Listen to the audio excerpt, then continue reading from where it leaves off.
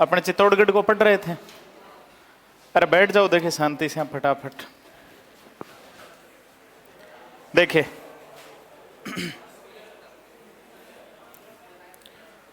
चित्तौड़गढ़ के बारे में हमने क्या क्या पढ़ लिया था। सबसे पहले हमने देखी थी इनकी स्थिति, स्थिति के बाद में अपन ने बात की इनके निर्माता,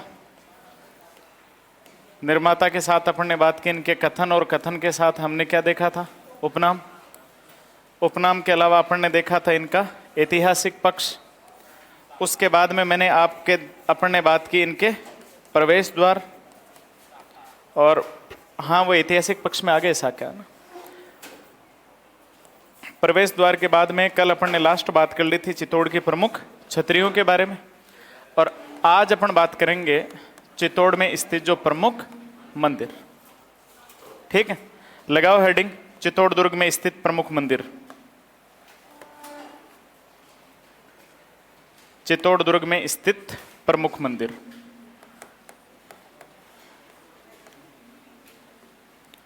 ठीक है, अब देखिए समझना एक एक चीज।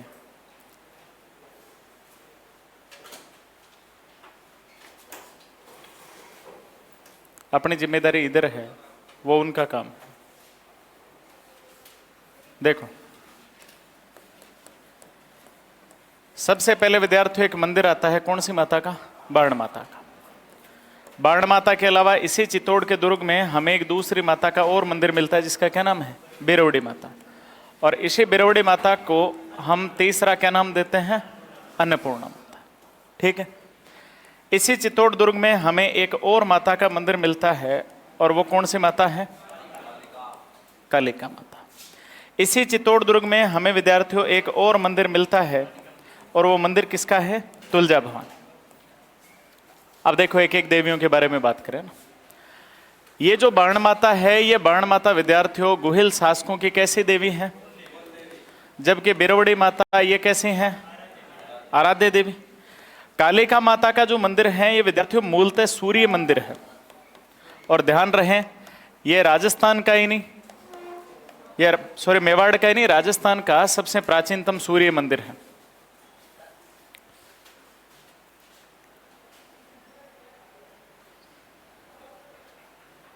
अगला देखिए तुलजा भवानी। तुलजा भवानी का जो मंदिर है ये मंदिर किसने बनवाया था, बनवीर ने।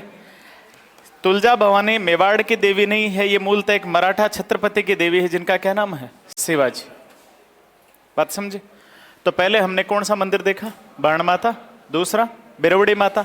ऐसे देवियां जिनके अन्न का भोग लगे उन देवियों को क्या कहा जाता है, अन्नपूर्णा माता। तीसरी कालिका माता, और चौथी तुलजा भवानी। बात समझे। बाण माता गुहिलों की क्या है, कुल देवी। बिरवड़ी माता आराध्य देवी। कालिका माता का जो मंदिर है मूलतः कैसा मंदिर है, सूर्य मंदिर। उसके बाद में मेवाड़ के एक महाराणा ने इसको किस में कन्वर्ट कर दिया, सूर्य मंदिर, सूर्य कालिका मंदिर में। यह राजस्थान का प्राचीनतम सूर्य मंदिर है। ठीक है, आगे अपन बात करें, एक मंदिर आता है तुलजा भवानी का। तुलजा भवानी का जो मंदिर है इसके बारे में एक बात मिलती है हमें। बात ऐसे मिलती है कि एक दासी पुत्र था, और उस दासी पुत्र का नाम था बनवीर। इस बनवीर ने विद्यार्थियों तुलादान किया था। क्या किया था, तुलादान। तुलादान का मतलब ऐसे होता था कि पहले के समय राजा महाराजा क्या करते, राजकोष से जो भी धन होता उसको निकालते, एक तराजू रखते, एक जो पलड़ा होता उसमें राजा बैठ जाता, और दूसरे में हीरे जो भी जितने सारे चांदी जवाहरात धन मुद्रा जो थी उनसे राजा को तोला जाता था। और तोलने के बाद में राजा के वजन के बराबर जो सोना चांदी निकालते, उसके बाद में उसको बांट देते थे, गरीबों में बांट देते। ये मान के चलिए कोई सामूहिक या सार्वजनिक कोई कार्य का निर्माण करवा देते, कोई झील बनवा देते, कोई मंदिर बनवा दिया जाता। तो बनवीर ने अपने तुलादान से इस मंदिर का निर्माण करवाया था। ये बनवीर की देवी है, और मूलतः किसकी देवी है, शिवाजी। ठीक है, अब दो चार मंदिरों के बारे में और जानिए। देखिए यहां पर विद्यार्थियों हमें एक मंदिर मिलता है, और वो मंदिर है मोकल का समिदेश्वर मंदिर।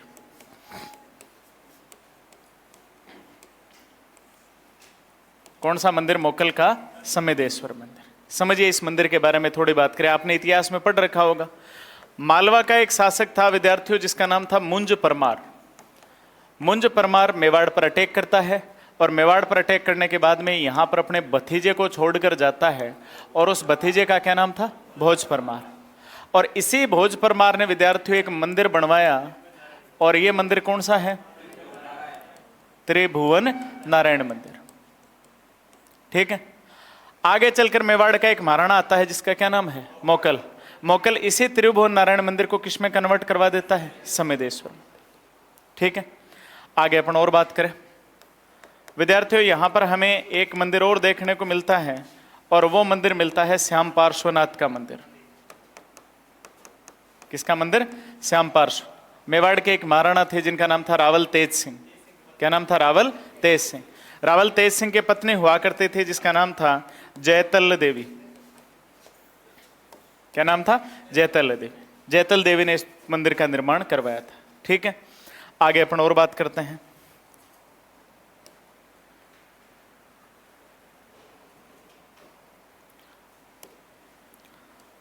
यहीं पर विद्यार्थियों हमें एक और मंदिर देखने को मिलता है, और वो मंदिर कौन सा है? मीरा मंदिर। ये जो मीरा मंदिर है, मीरा मंदिर का निर्माण किसके द्वारा करवाया गया? राणा सांगा के द्वारा। आगे अपन और बात करें, यहां पर विद्यार्थियों हमें मंदिर देखने को मिलता है कुंभ श्याम मंदिर, सॉरी कुंभ स्वामी।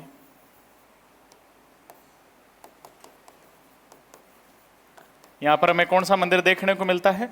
कुंभ स्वामी। और कुंभ स्वामी का जो मंदिर है यह बनवाया था विद्यार्थियों किसने? राणा कुंभा ने। ठीक है। आगे अपन और बात करें, यहां पर हमें एक मंदिर और देखने को मिलता है, जैन मंदिर है, और उसका क्या नाम है? श्रृंगार चंवरी। इस श्रृंगार चंवरी को ही विद्यार्थियों हम एक दूसरा नाम और देते हैं, हम इसको क्या कहते हैं? शांतिनाथ जैन मंदिर। समझिए मामला क्या है। मेवाड़ का एक शासक था जिसका नाम था राणा कुंभा। क्या नाम था? राणा कुंभा। राणा कुंभा की बेटी थी जिसका नाम था रमाबाई, और ये रमाबाई विद्यार्थियों एक विदुषी महिला थी, अच्छी खासी पढ़ी लिखी थी। इसका विवाह होता है गुजरात के एक सोलंकी राजा के साथ, मंडलिक के साथ। ठीक है। किसके साथ? राजा मंडलिक के साथ। हमेशा मतलब ये एक परंपरा रही है। ठीक है। नारी की या मतलब ऐसी चीजें जो आपको आकर्षित करें, उनकी सबसे खास बात यह रहती है कि वो शक्ति चाहिए होती है उनके पास। रमाबाई विदुषी थी, पढ़ी लिखी थी। इसके फादर की वैल्यू आप इतिहास में अच्छे से जान सकते हैं कि रमाबाई के फादर राणा कुंभा का क्या स्टेटस हुआ करता था। स्टेटस व्हाट्सएप की नहीं बात कर रहा हूं मैं ना उस समय का सामरिक दृष्टि से मतलब युद्धों में इनका क्या कुछ महत्व था। मंत्री जी देखो यार, सदन तुम्हारे बिना सुनना पड़ा है, हैं? देखो, ये रमाबाई ऐसे लोगों को छोड़कर जाती थी। तो जो राजा मंडलिक था राजा मंडलिक क्या करता है कि उस पर गुजरात का एक मुस्लिम आक्रमणकारी अटैक करता है। जैसे अटैक किया उसने उपरात कर दिया। ठीक है। और उसने इस्लाम धर्म अपना लिया। अब रमाबाई ने कहा कि जब तेरे दो जूत पड़ते तू लैंड में आ गया, तो तू मेरी क्या रखवाली करेगा? तो रमाबाई उसके बाद में मंडलिक को छोड़ देती और अपने फादर के इधर ही रहती। रमाबाई की जहां शादी हुई थी वहां पर इनकी जो चंवरी बनाई गई थी, उस चंवरी के स्थान पर राणा कुंभा का एक जैन मंत्री था विद्यार्थियों, जिसका नाम था वेलोक। कई जगह इसका आप दूसरा नाम देख लेना, इसका एक और नाम मिलता है वेलका। इस कुंभा के जैन मंत्री वेलका ने यहां पर एक जैन मंदिर बनवाया जिसको हम क्या कहते हैं? श्रृंगार चंवरी। इसी का दूसरा नाम क्या मिलता है? शांतिनाथ जैन मंदिर। एक बार इनको उतारो, फिर एक दो और बचे उनकी और बात करें। लिखो प्रमुख मंदिर। प्रमुख मंदिर। प्रमुख मंदिरों में लिखे नंबर 1 बाण माता। बाण माता। बाण माता में डैश लगाकर लिखिए। गोहिल वंश की कुल देवी। गोहिल वंश की कुल देवी।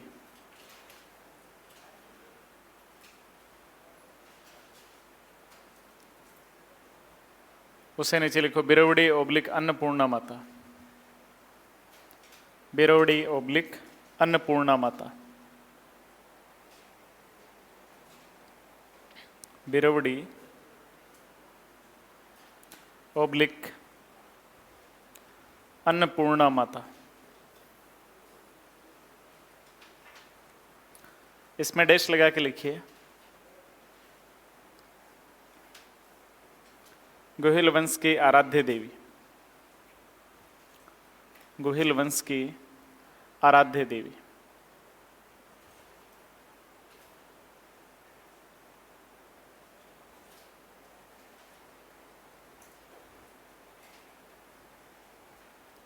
उससे नीचे लिखिए कालिका माता, कालिका माता।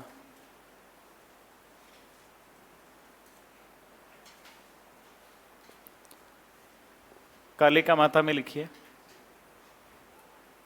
मूलतः यह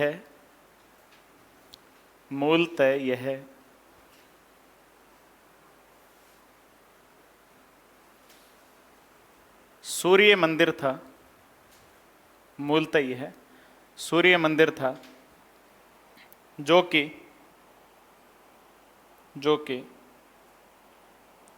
राजस्थान का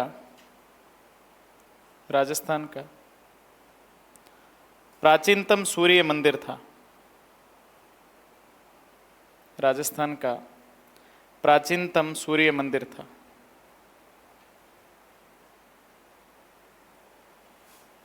जिसे कुंभा ने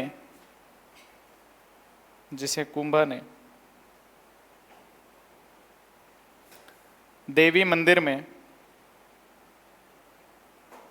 मंदिर में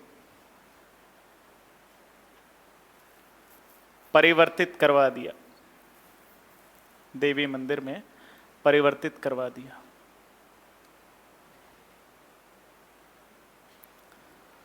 अगला लिखिए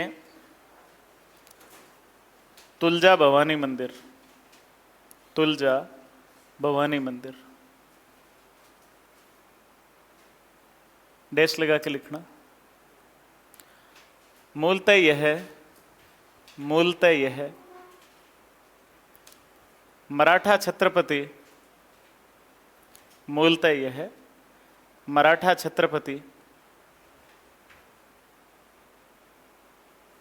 शिवाजी की देवी हैं, शिवाजी की देवी हैं।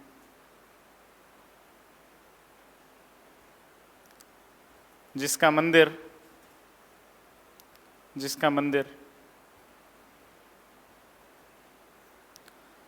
चित्तौड़ दुर्ग में बनवीर द्वारा बनवाया गया, बनवीर द्वारा बनवाया गया।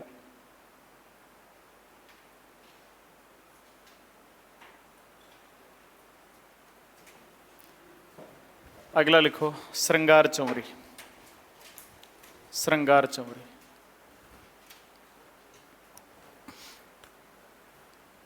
श्रृंगार चौरी में डैश लगा के लिखिए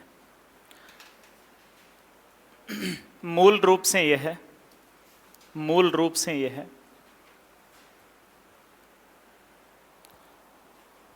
कुंभा की पुत्री रमाबाई, जिसको और किस नाम से जानते थे?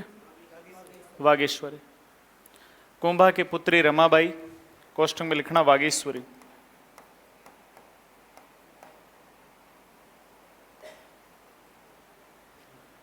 वागीश्वरी मूल रूप से यह कुंभा की पुत्री रमाबाई, कोष्टक में लिखना वागीश्वरी की चंवरी है, जिसे कुंभा के जैन मंत्री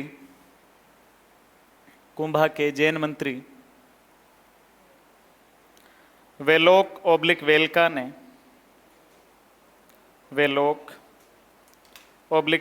ने शांतिनाथ जैन मंदिर में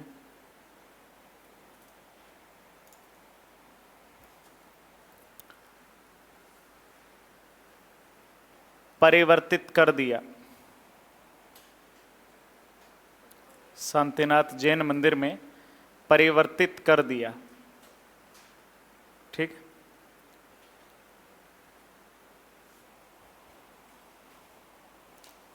अच्छा, ये जैन मंदिर है, इसके साथ ही एक जैन मंदिर और लिख लो आप, सतबीस देवरी। सतबीस देवरी।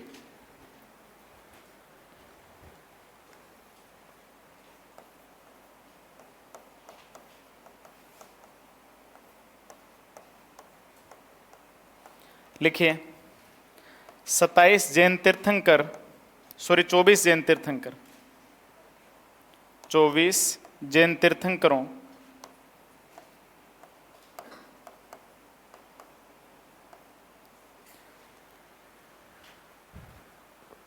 24 जैन तीर्थंकरों के मंदिर स्थित हैं,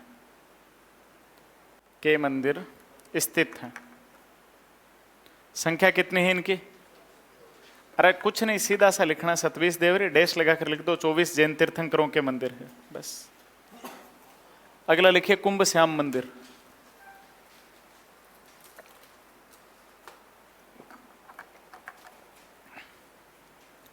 कुंभ श्याम मंदिर डैश लगा के लिखिए, राणा कुंभा द्वारा निर्मित, राणा कुंभा द्वारा निर्मित।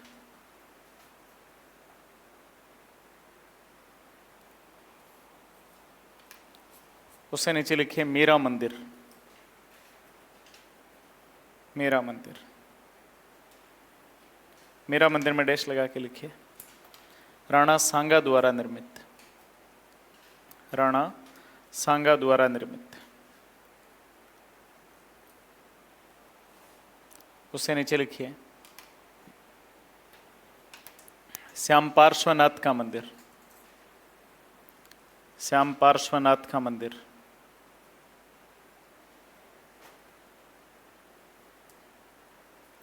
डैश लगा के लिखिए रावल तेज सिंह की पत्नी, रावल तेज सिंह की पत्नी जयतल देवी द्वारा, रावल तेज सिंह की पत्नी जयतल देवी द्वारा निर्माण करवाया गया, निर्माण करवाया गया। ठीक है, अगला लिखिए त्रिभुवन नारायण मंदिर, त्रिभुवन नारायण मंदिर।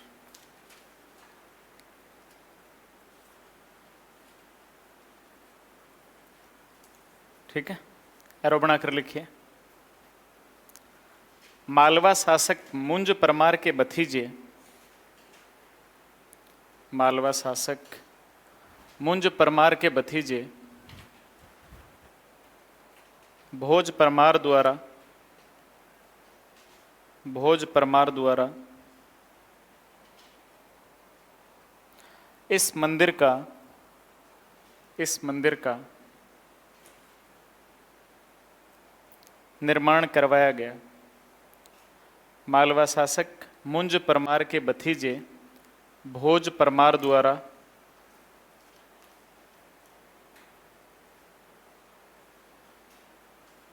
मालवा शासक मुंज परमार के भतीजे भोज परमार द्वारा इस मंदिर का निर्माण करवाया गया, जिसे जिसे महाराणा मोकल ने, जिसे महाराणा मोकल ने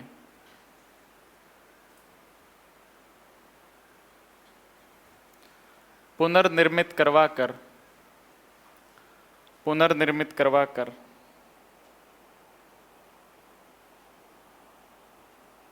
मोकल का समिदेश्वर मंदिर, मोकल का समिदेश्वर मंदिर नाम रखा गया, नाम रखा गया। ठीक है, एक दो छोटे मंदिर और बसते हैं, उनका और लिख लो। लिखो सोमदेव मंदिर,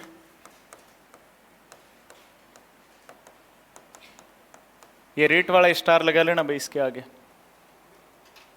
ठीक है, 10th क्लास की किताब में दिया हुआ है, ठीक है। और अद्भुत जी का मंदिर,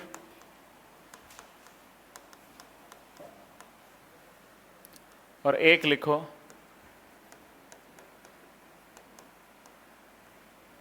नीलकंठ महादेव का मंदिर।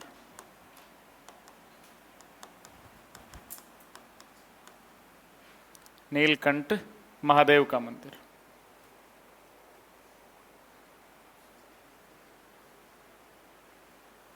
ठीक है। ये विद्यार्थियों इतने सारे मंदिर हैं, कौन से दुर्ग में?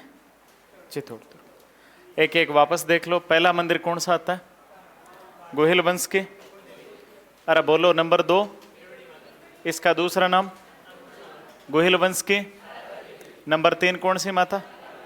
ये राजस्थान का प्राचीनतम क्या है? सूर्य मंदिर, जिसको कालांतर में कौन सा मंदिर बनाया गया? अगली मंदिर किसने बनवाया? हालांकि ये देवी किसकी है? फिर अगला अपन बात करें कौन सी चौरी? श्रृंगार चौरी का दूसरा नाम?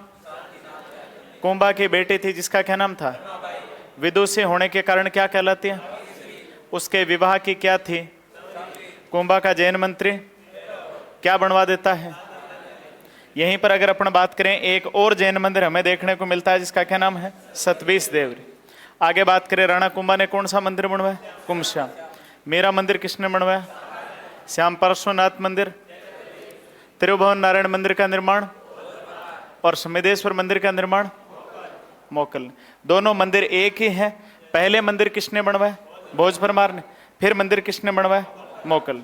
ठीक है, आगे जब हम राजस्थान के मंदिर पढ़ेंगे तब पूरे विस्तार से बात करेंगे कौन सी शैली में है, किसकी प्रतिमा है, कितने गांव किसने दिए, सारी बातें। उसके बाद में अगला मंदिर कौन सा आता है? अद्भुत जी का। और उसके बाद में सोमदेव मंदिर। और लास्ट में कौन सा है? नीलकंठ महादेव। नीलकंठ महादेव के मंदिर के बारे में यूँ कहा जाता है कि ये ऐसे महादेव हैं जिनकी प्रतिमा पांडव अपने भुजा के बांध कर रखते थे। ठीक है, ऐसी कहावतें या मतलब जनश्रुतियाँ मिलती है, कोई ज़्यादा महत्वपूर्ण नहीं। लिखाने को मैंने सारे लिखवा दिए हैं। ध्यान कौन कौन से रखना है ये ध्यान में रखना। तुम तो एक बात का इसका ध्यान रखना, क्योंकि बाकी तो लगभग आपके ध्यान में है सारी चीज़ें। ज़्यादातर पूछा जाता है कौन सा मंदिर? मोकल का समिदेश्वर मंदिर। इसके अलावा ये एक कुंभश्याम मंदिर का ध्यान रख लेना, ये कई बार पूछा जा चुका है। बाकी ये देवियाँ तो इस वंश से संबंधित है, ज़्यादा बड़ा नहीं है। एक इसका थोड़ा सा ध्यान रख लेना, ठीक है। अब देखो इसके बाद में अगला अपन बात करते हैं यहाँ पर स्थित प्रमुख महल। ठीक है, महलों में कोई ज़्यादा बड़ी भारी बातें नहीं है। अगर आपने देखो एक चीज़ बताऊं कि आपने मेवाड़ रियासत पढ़ी, तो मेवाड़ रियासत में आप गोहिल से लेकर महाराणा भूपाल सिंह के समय तक का अगर आपने कालक्रम देखा है तो आपके लिए दुर्ग वगैरह कोई ज़्यादा बड़ी बातें नहीं है। क्यों? क्योंकि उन्हीं किरदारों से रिलेटेड सारे काम आ रहे हैं। बात समझे? जैसे अभी मैं यहाँ पर बात करूँ ना, तो अपन ने जितने भी सारे यहाँ पर मंदिर बोले ना, ये सारे आपने इतिहास में कहीं ना कहीं इनका जिक्र जरूर कर रखा है। बात समझे? राणा हमीर, राणा कुंभा, बनवीर, कुंभा, कुंभा, राणा सांगा, तेज सिंह, मोकल, ये 3 मंदिर नए। बात समझे? चलो अगला अपन बात करते हैं महलों में। अब महलों में देखना, देखो ना, सबसे पहले किसका महल आता है? अब जब रतन सिंह का महल आएगा तो विद्यार्थियों दूसरा किसका महल आएगा? चित्तौड़ दुर्ग का सबसे आकर्षण का केंद्र या जहां पर जो पर्यटक जाते हैं उन पर्यटकों की पहली पसंद होता है किसका महल देखना? पद्मिनी का। अब जब पद्मिनी का महल आएगा तो विद्यार्थियों 2 महल और आएंगे, गोरा और बादल का। ठीक है, आगे अपन बात करें, एक व्यक्ति की और यहां पर हवेली मिलती है जिसका क्या नाम है? बनवीर। ठीक है, एक और व्यक्ति की यहां पर हमें हवेली देखने को मिलती है जिनका नाम है आला काबरा। ध्यान रखना, आला उद्दल अलग है। वो आपको 1182 के एक युद्ध में मिलेंगे पृथ्वीराज चौहान के समय, परमर्दी देव चंदेल के सेनापति। सुना होगा आपने बड़े लड़ैया। चलो जब आप इतिहास पढ़ो तब बात करना ना। एक कौन सी हवेली है? आला काबरा की। इसके अलावा अगर मैं बात करूं आपसे, इसी दुर्ग में हमें दो और व्यक्तियों की हवेलियां मिलती है, किसकी? जयमल और पत्था की। इसके अलावा अपन बात करें, किला चित्तौड़ का है लेकिन हवेली का नाम क्या है? सलूम्बर। ध्यान में रहेगा, किला चित्तौड़ का है लेकिन हवेली का नाम क्या है? रामपुरा। अब सुनना, जैसे एग्जामिनर ने प्रश्न दिया है जयपुर भवन कहां है, और पहला ऑप्शन जयपुर है। अब अगर जयपुर भवन जयपुर में होता तो एग्जामिनर आपको प्रश्न पूछता, आपको प्रश्न पूछता है खेतड़ी महल कहां है, और पहला ऑप्शन है खेतड़ी। समझे? राजस्थान हाउस कहां है, और पहला ऑप्शन राजस्थान है। अब भाई ये तो तय मान के चलिए अगर ये यहां पर होते तो आपको एग्जामिनर कभी नहीं पूछता। अच्छा, फड़ौदी माता का मंदिर कहां है, फड़ौदी में होता तो पूछता थोड़ी। बात समझे आप? तो अब होता क्या है कि ये ऐसी बातें कुछ ऊटपटांग पूछ लेता है। जयपुर भवन जयपुर में नहीं है, आगरा में। बात समझे?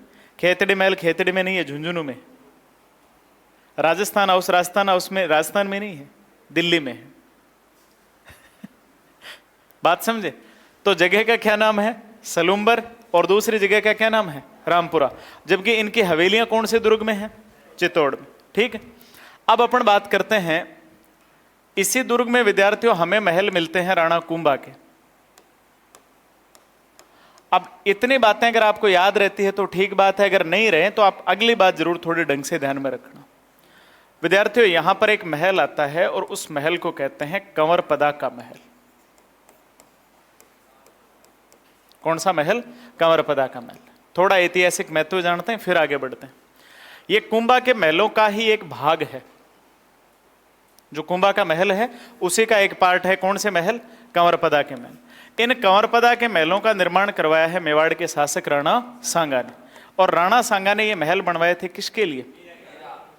अब इस कंवरपदा के महलों में दो बड़ी ऐतिहासिक घटनाएं घटित हुई हैं। पहली बात, यहां पर एक लड़के का बलिदान दिया गया था जिसका क्या नाम था? चंदन। ठीक है, और एक व्यक्ति को यहां से बाहर बचाकर निकाला गया था जिसका क्या नाम था? उदय सिंह।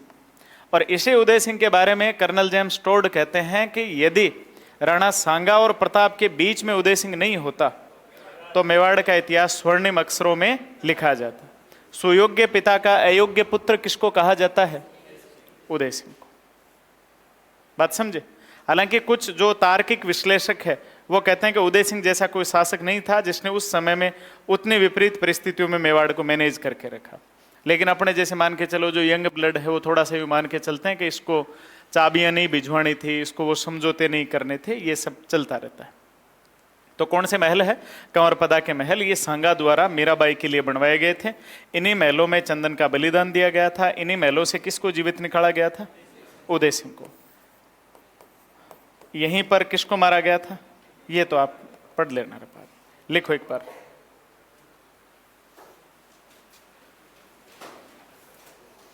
लिखो प्रमुख महल। प्रमुख महल, प्रमुख महल, फटाफट लिखो। प्रमुख महल में लिखो रावल रतन सिंह के महल। रावल रतन सिंह के महल।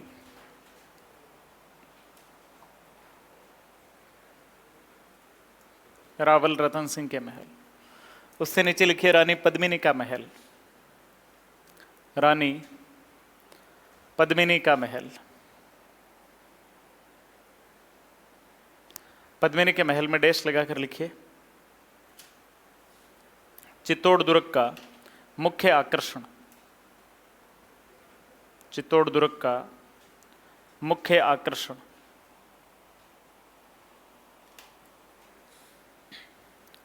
अगला लिखिए गोरा बादल के महल। गोरा बादल के महल। उससे नीचे लिखिए बनवीर की हवेली। बनवीर की हवेली।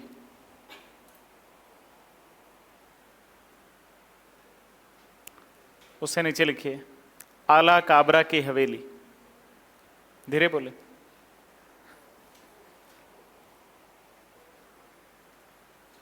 तुम धीरे लिखो रहे एक तो। ये इधर लिख लेते हैं, ये लिखने के बाद में मैं सोचता हूँ सबने लिख लिया। यदि आपने हल्दीघाटी और चित्तौड़ देखा तो आपने पूरा, और अगर आपने हल्दीघाटी और मेवाड़ चित्तौड़ नहीं देखा तो मेवाड़ में, तो मैं केवल ये हल्दीघाटी और चित्तौड़ को ही देखता हूं, फिर मैं यूं मान लेता हूं कि मैंने सारा मेवाड़। चलो कोई ना, मैं ध्यान रखूंगा। लिखो आगे क्या लिखा, आला काबरा की हवेली। आला काबरा की हवेली,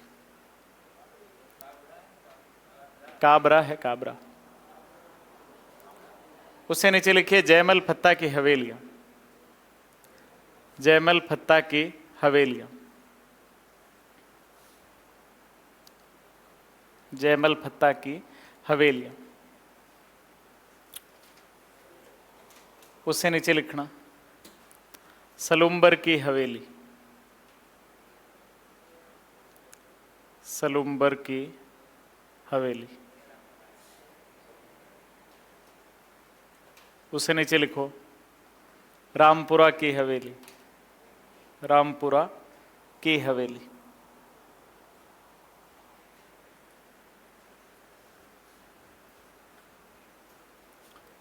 उससे नीचे लिखिए राणा कुंभा के महल। राणा कुंभा के महल, और स्टार लगाकर लिखिए कंवर पदा के महल। कंवर पदा के महल।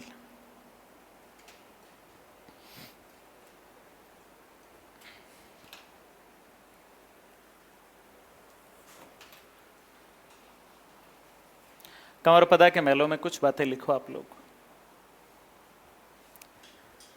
यह कुंभा के महल का ही भाग है। यह कुंभा के महल का ही भाग है। उससे नीचे लिखो इनका निर्माण, इनका निर्माण राणा सांगा द्वारा, इनका निर्माण राणा सांगा द्वारा मीराबाई के लिए, मीराबाई के लिए करवाया गया था। करवाया गया था।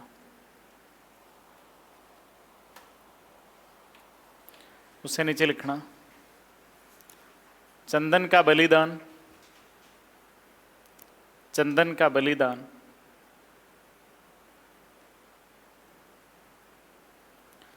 इन्हीं महलों में दिया गया। इन्हीं महलों में दिया गया।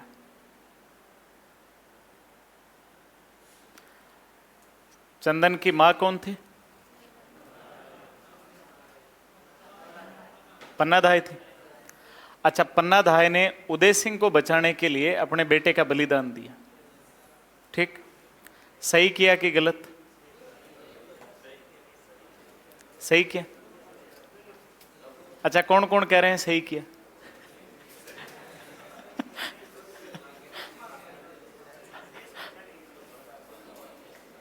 अच्छा हाँ, दूसरे के परिप्रेक्ष्य में अगर देखें तो बात सही है कि राजा को बचाने के लिए अपने बेटे का बलिदान देने के लिए कौन सी बड़ी बात है, हैं?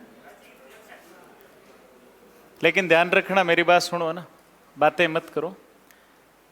राजतंत्र भले लाख बुरा हो, लेकिन राजतंत्र में जितना राष्ट्र प्रेम होता है उतना लोकतंत्र में मेरी नजर में कम होता है। लोकतंत्र में क्या होता है? लोकतंत्र में निज स्वार्थ हमेशा हावी रहता है। ठीक है, हम पढ़ने को पढ़ते हैं कि जनता का, जनता के लिए, जनता के द्वारा शासन करना, ऐसा कुछ नहीं। वो केवल कुछ लोगों के लिए है, बात समझे, लेकिन अपने लिए वही सारा सिस्टम है।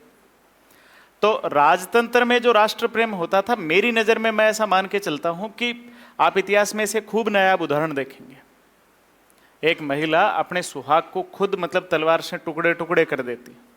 अपन जब जालोर का किला पढ़ेंगे तब अपन पढ़ेंगे कि किस तरीके से बीका दैया की जो पत्नी है वो बीका दैया को मारती। विश्वासघात किया था बीका दैया ने। बात समझे? यहां पर अपन बात करेंगे कि कैसे एक मां अपने बेटे का कत्ल होते हुए देख लेती है। समझे? होता क्या था कि राजा जो होता था वो जनता के लिए भगवान के बराबर होता था।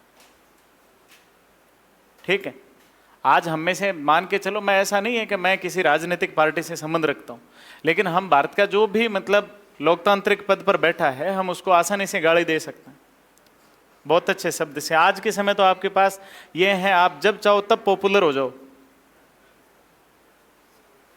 बात समझे? होते हैं ना लोग रातों के रात। तो ये जो अगर आपसे कभी ऐसा पूछे कि पन्ना ने अपने बेटे का बलिदान दिया, सही किया कि गलत किया, ठीक है, तो राष्ट्र प्रेम के लिए सब चीजें जायज होती है। दो, अच्छा अपन ने इसमें लिख लिया उदय सिंह का बचना। अच्छा, उदय सिंह को उसके बाद में कहां ले जाया गया था? अरे उदय सिंह को यहां से बचाकर कहां लेकर गए थे? अपने पार्ट का हिस्सा है, अपने पढ़ेंगे इनको। कुंभलगढ़ कहां लेकर गए थे?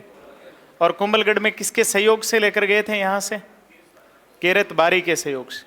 वहां ले जाकर शरण किसने दी थी? किलेदार आसादेवपुरा ने। ठीक है, दो तीन बातें और जान लेना यहां से, वो अपन अलग पढ़ते, बाकी यहीं पर देख लेते हैं। एक विद्यार्थियों, मारवाड़ का एक शासक आता है जिसका नाम है रणमल। ध्यान रखना, रणमल राठौड़ की हवेली जोधपुर में नहीं है। रणमल राठौड़ की हवेली कौन से दुर्ग में है?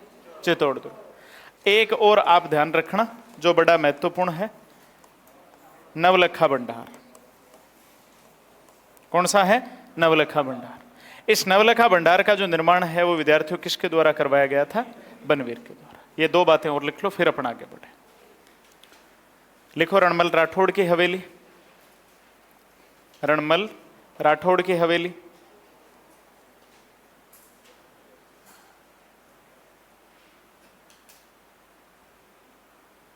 और इंपॉर्टेंट करके लिखना, नवलखा भंडार।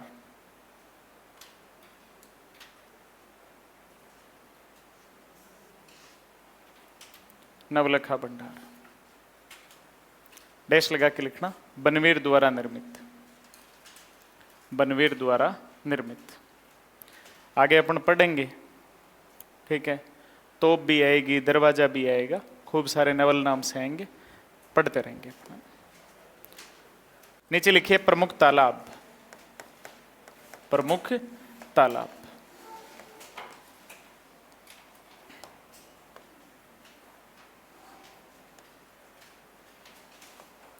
देखिए,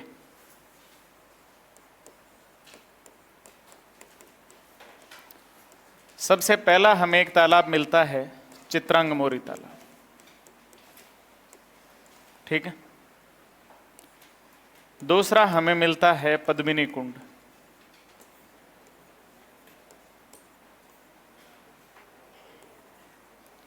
तीसरा हमें यहां पर देखने को मिलता है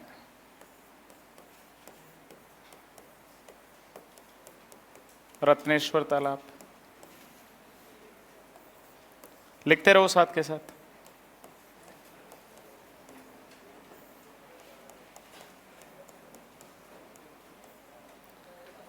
अगला लिखो, ऐसे मत करें।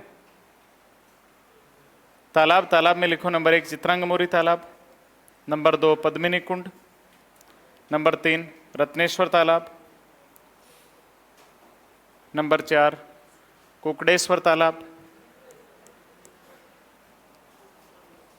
उतारो एक बार।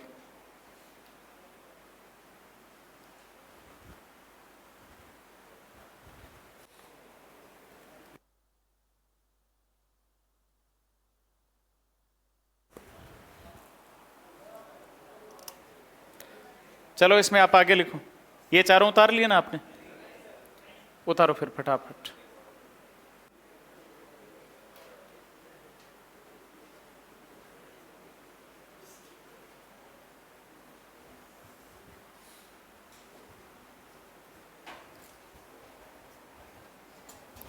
एक और लिखो, लास्ट में लिख लो भीमलत।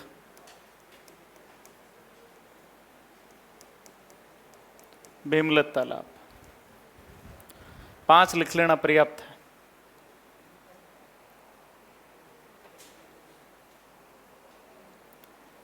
ये पूछा गया है, इसका थोड़ा ध्यान रखना। अब देखो मूल बात पर, अब यहां से आते हैं।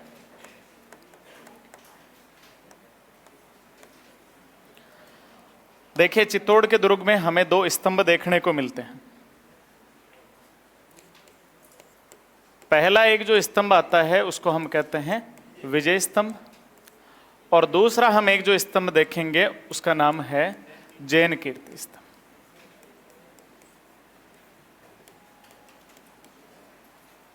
ठीक है, ये विद्यार्थियों जैन कीर्ति स्तंभ भी चित्तौड़ दुर्ग में ही स्थित है, और इसका जो निर्माण है लगभग 10वीं 11वीं सदी के आसपास हो रखा है। इसका निर्माण करवाया था एक जैन व्यापारी था जिसका नाम था जीजा शाह बघेरवाल। थोड़ा कम महत्वपूर्ण है इसकी तुलना में, इस वजह से अपन थोड़ा जल्दी ले रहे हैं, इसको संक्षेप में ले रहे हैं ना। आगे अपन बात करें, ये जो जैन कीर्ति स्तंभ है ये जैन धर्म के प्रथम तीर्थंकर, जिनको हम क्या कहते हैं आदिनाथ, या दूसरा नाम क्या दे सकते हैं ऋषभदेव, इन ऋषभदेव जी को समर्पित है। अगर अपन बात करें तो विद्यार्थियों एक 7 मंजिला इमारत है जिसकी ऊंचाई लगभग कितने फुट है 75 फुट। बात समझे? तो ये तो मैंने आपसे बात की है कौन से स्तंभ के बारे में, जैन कीर्ति स्तंभ। कौन से दुर्ग में है, चित्तौड़ में, 10वीं 11वीं सदी में बना है। एक जैन व्यापारी थे जिनका क्या नाम था जीजा शाह बघेरवाल। किसको समर्पित किया है, आदिनाथ को। लगभग मंजिल कितने हैं 7, और ऊंचाई कितनी है 75 फुट। ठीक है, इसके बारे में केवल आपको इतनी ही बातें ध्यान में रखनी। अब हम आते हैं मूल बात पर। एक रियासत थी विद्यार्थियों आपकी मेवाड़, और मेवाड़ के साथ में यहां एक रियासत थी मालवा। मेवाड़ का जो शासक था उसका नाम था राणा कुंभा, और मालवा का जो शासक था उसका नाम था विद्यार्थियों महमूद खिलजी।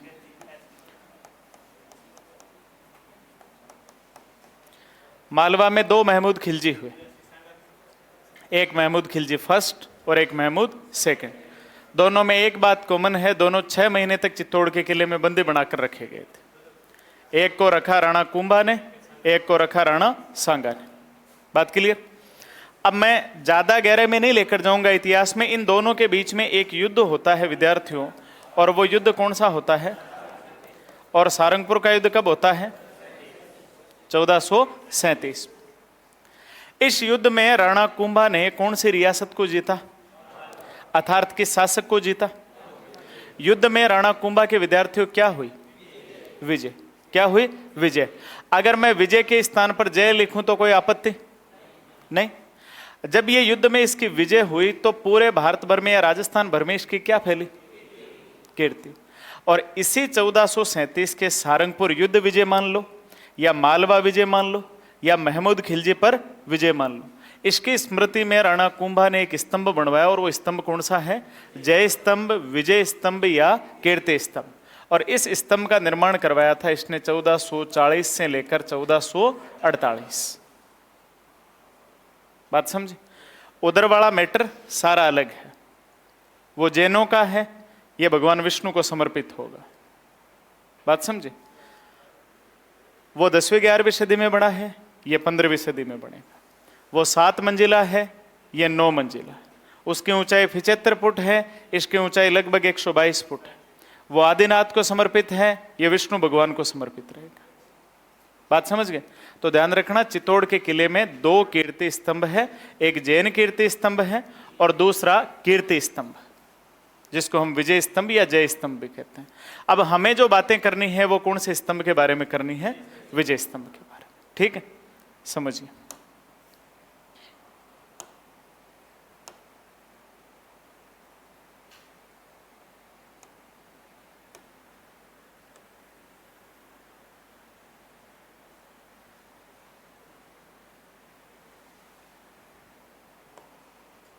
ठीक है,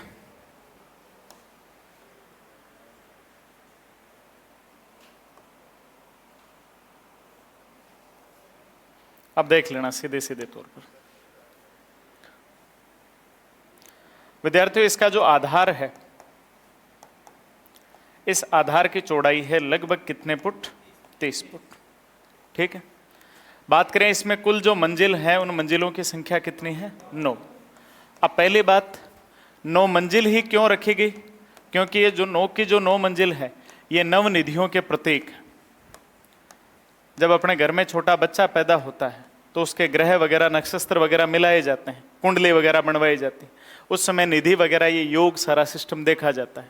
तो 9 मंजिल, 9 की 9 मंजिल किसके प्रतीक है? नवनिधियों का। आगे अपन बात करें, ये जो स्तंभ है इस स्तंभ का निर्माण हुआ है 1440 से लेकर 1448।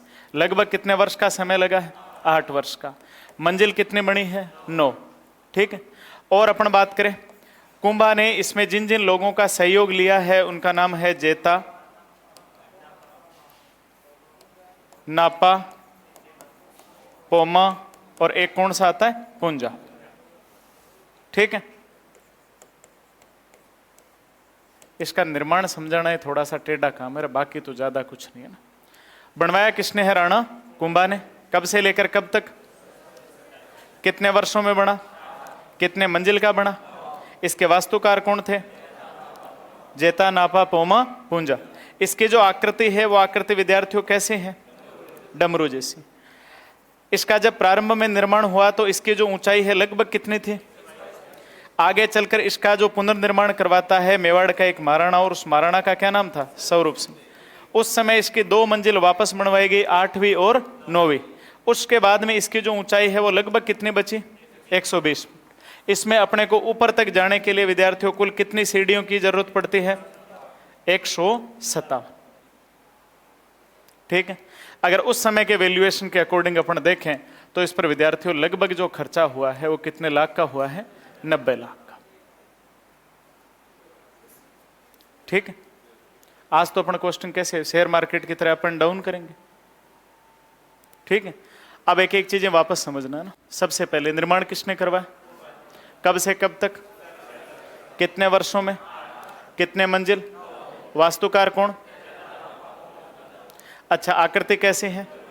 ऊंचाई, मूल ऊंचाई कितने? पुनर्निर्माण किसने? कौन कौन से मंजिल का? वर्तमान ऊंचाई लगभग, ऊपर तक जाने के लिए सीढ़ियां, आधार की चौड़ाई, लागत, कुल मंजिल। 9 ही क्यों रखी गई? नवनिधियों का प्रतीक। ठीक है विद्यार्थियों, सबसे पहली जो मंजिल आती है, पहली मंजिल पर हमें एक भगवान की प्रतिमा मिलती है, और भगवान कौन से हैं? विष्णु। विष्णु भगवान को ये समर्पित है, इस वजह से हम इसको एक और नाम देंगे। हम इसको क्या कहेंगे? विष्णु ध्वज घट। ठीक है, फिर आती है इसकी दूसरी मंजिल, दूसरी के बाद तीसरी, फिर चौथे, और चौथे के बाद 5वीं। ये विद्यार्थियों जो तीसरी मंजिल है, इस तीसरी मंजिल पर 9 बार अरबी भाषा में, कौन सी भाषा में? एक शब्द लिखा हुआ, और उस शब्द का क्या नाम है? अल्लाह। ध्यान रखना, ऐसा ही शब्द हमें गोगा जी के मंदिर के बाहर भी मिलता है। वहां पर अल्लाह नहीं लिखकर क्या लिखा हुआ है? बिस्मिल्लाह। क्या लिखा हुआ है? बिस्मिल्लाह। ठीक है, तीसरी मंजिल पर 9 बार अरबी भाषा में अल्लाह शब्द। अब इसके पीछे कुछ मतांतर चलता रहता है। कई लोग कहते हैं जब मुगलों के आक्रमण हुए थे तब, कई लोग कहते हैं कि गुजरात का कुतुबुद्दीन आया था तब। कारण भले जो भी रहा हो, लेकिन इसको इस्लामिक आक्रमण से बचाने के लिए इसकी तीसरी मंजिल पर 9 बार अरबी भाषा में क्या शब्द लिख दिया गया? अल्लाह शब्द। क्लियर? आगे अपन बात करें विद्यार्थियों, 1 2 3 4 5 है ना। दूसरी और जो 5वीं मंजिल है, दूसरी और 5वीं मंजिल, इन दोनों मंजिलों पर इसके जो वास्तुकार थे, इन वास्तुकारों के चित्र हमें देखने को मिलते हैं। बात समझे? पहली मंजिल पर किसकी प्रतिमा है? अर्थात किसको समर्पित है? इस वजह से क्या कहलाता है? दूसरी और 5वीं मंजिल पर इसके जो वास्तुकार थे उनके क्या मिलते हैं? तीसरी मंजिल पर 9 बार अरबी भाषा में क्या लिखा? अल्लाह शब्द। ठीक है, फिर उसके बाद में 6, ये 7, और आगे कौन सी आती है? 8। ये विद्यार्थियों जो 8वीं मंजिल है, इस 8वीं मंजिल पर एक भी मूर्ति नहीं। अब सुनना होता क्या है? बताया जाता है कि महाराणा स्वरूप सिंह, अब ऐसे जनश्रुतियां मिलती है कि महाराणा स्वरूप सिंह ने क्रांति के दौरान अंग्रेजों का सहयोग किया, तो जो भगवान है वो इससे नाराज हो गए, तो इस पर पड़ी बिजली। बिजली पड़ने से 8वीं और 9वीं मंजिल हो गई क्षतिग्रस्त। अब बड़ी चुनौती ये रहती है कि जैसे हेरिटेज की जो चीजें होती है ना, आपने देखा हो तो इनमें मतलब नया निर्माण कुछ भी नहीं होता। अभी लास्ट ईयर मेरे हिसाब से शायद साल 2 साल पहले ये जलियांवाला बाग जहाँ पर है अमृतसर में, उसका केंद्र सरकार ने क्या किया, नए सिरे से उसका पुनरुद्धार करवाया। तो वहाँ की जो सिख कम्युनिटी है, ये मान के चलिए जो पुरातत्व के जो प्रेमी है या पुरातत्ववेत्ता, उन्होंने उस बात का विरोध किया कि आपको इस जलियांवाला बाग को लग्जरी नहीं बनाना है, यहाँ के लोगों को यहाँ आने के बाद में आपको वीआईपी फील नहीं दिलवाना है, आपको उस समय क्या हालात घटित हुए थे इन सब चीजों से रूबरू करवाना है। बात समझे? तो पुरातत्व से संबंधित जितनी भी चीजें होती है, जैसे अभी ये विदेशी लोग आते हैं, ये विदेशी लोग आकर यहाँ पर जिन महलों में हम जाना पसंद नहीं करते, या मान लो वैसे मकान में हम रहना पसंद नहीं करते, वहां पर वो लोग मतलब लाखों रुपए देकर जाते हैं। हेरिटेज होटल अपने आम होटल से महंगा होता है। बात समझे? हम ये मान के चलो यहाँ 1000, 1200, 1500 रुपए में स्टे कर सकते हैं, हेरिटेज में इतना आसान नहीं होता। पैसा किस बात का लगता है? उस दौर की, उस समय की मतलब जो जीवन शैली है उसके अकॉर्डिंग आपको वहां पर रखा जाता है। तो महाराणा स्वरूप सिंह के सामने यह बड़ी चुनौती थी कि 8वीं और 9वीं मंजिल का पुनर्निर्माण कैसे करवाए। शिल्पियों की एक टीम बुलाएगी, अपने यहाँ वाले शिल्पियों से पार नहीं पड़ी। फिर गुजरात के सोमपुरा जाति के शिल्पी बुलाए और उन्होंने कहा कि हम मेवाड़ की ही कुछ इमारतों से उस दौर की कुछ चीजें जुटाएंगे, जैसे एकलिंगनाथ जी का मंदिर है, या मान के चलो जैसे मोकल का समिदेश्वर मंदिर है। वहां से उन लोगों ने कुछ थोड़ी बहुत तोड़फोड़ करा के 8वीं और 9वीं मंजिल का पुनर्निर्माण करवाया। बात समझे? ये जो 9वीं मंजिल है, इस 9वीं मंजिल पर विद्यार्थियों हमें एक प्रशस्ति देखने को मिलती है, और वो प्रशस्ति कौन सी है? कीर्ति स्तंभ प्रशस्ति। और इसी कीर्ति स्तंभ प्रशस्ति के जो लेखक है उनका क्या नाम है विद्यार्थियों? कवि अत्रि। और अत्रि के बाद में इसका विस्तारित रूप किसने लिखा? आपने इतिहास में पढ़ा होगा।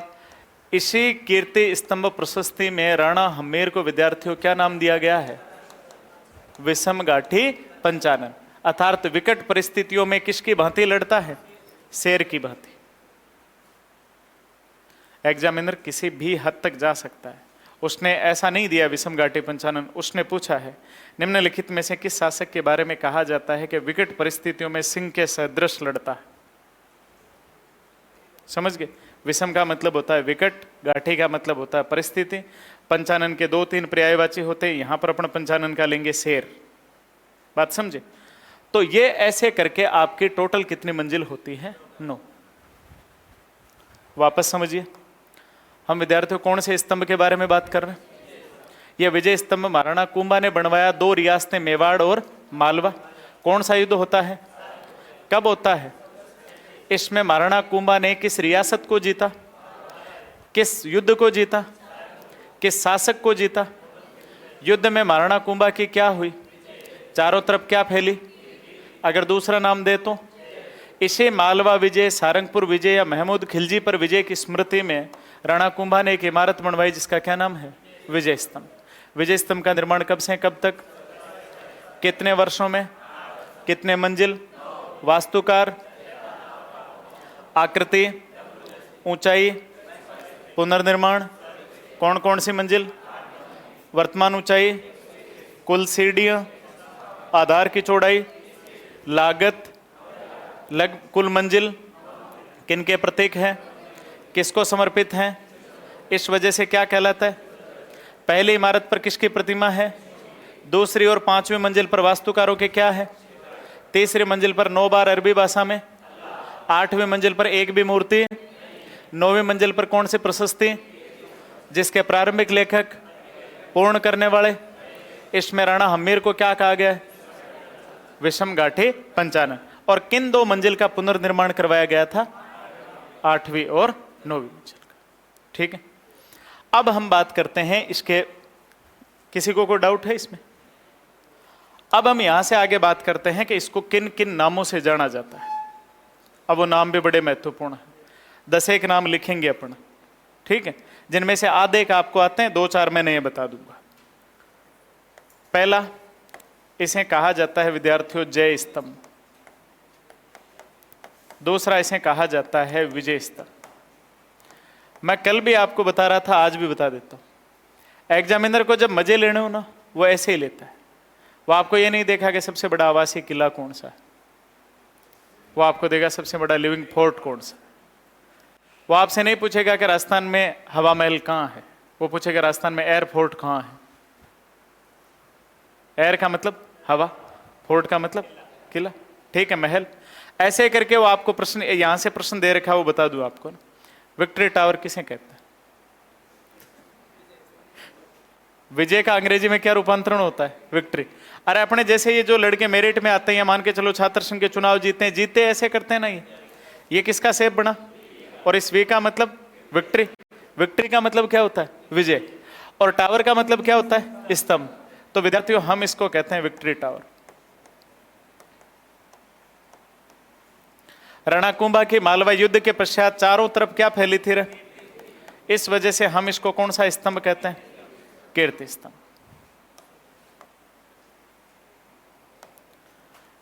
यह विष्णु भगवान को समर्पित है, इस वजह से हम इसको क्या कहते हैं? विष्णु ध्वज गढ़। इसे विद्यार्थियों कहते हैं हिंदू देवी देवताओं की मूर्तियों का अजायब घर। अब वो मूर्तियों का अजायब घर कहे, देवी देवताओं की मूर्तियों का अजायब घर कहे, या हिंदू देवी देवताओं की का कहे, बात एक ही। हिंदू देवी देवताओं की मूर्तियों का अजायब घर, ठीक है। और इसे कहा जाता है विद्यार्थियों भारतीय मूर्तिकला का विश्वकोश।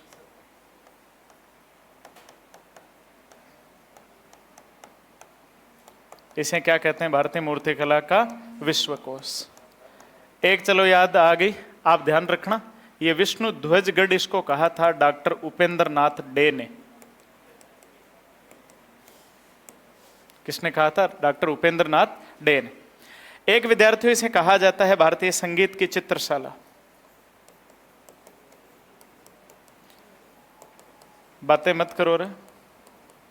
और भारतीय संगीत की चित्रशाला इसको कहा है डॉक्टर सीमा राठौड़ ने।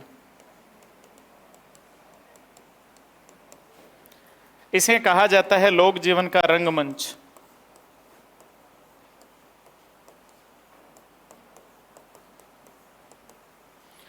और लोक जीवन का रंगमंच विद्यार्थियों इसे कहा है डॉक्टर गोपीनाथ शर्मा ने।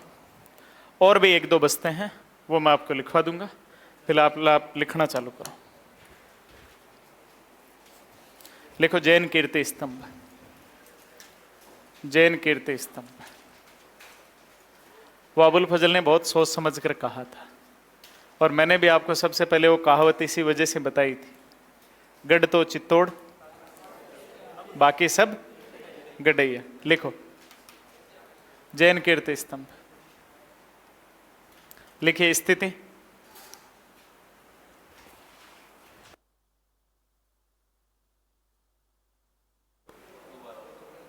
लिखो जैन कीर्ति स्तंभ। स्थिति चित्तौड़ दुर्ग।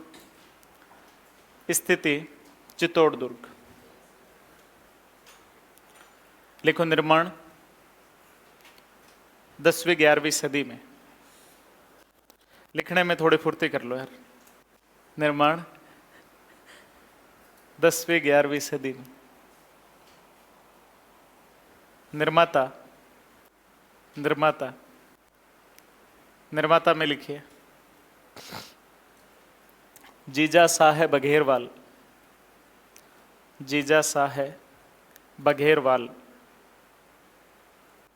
ठीक है।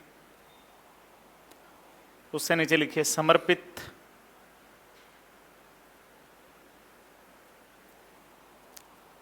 और समर्पित में लिखिए आदिनाथ ओब्लिक ऋषभ देव।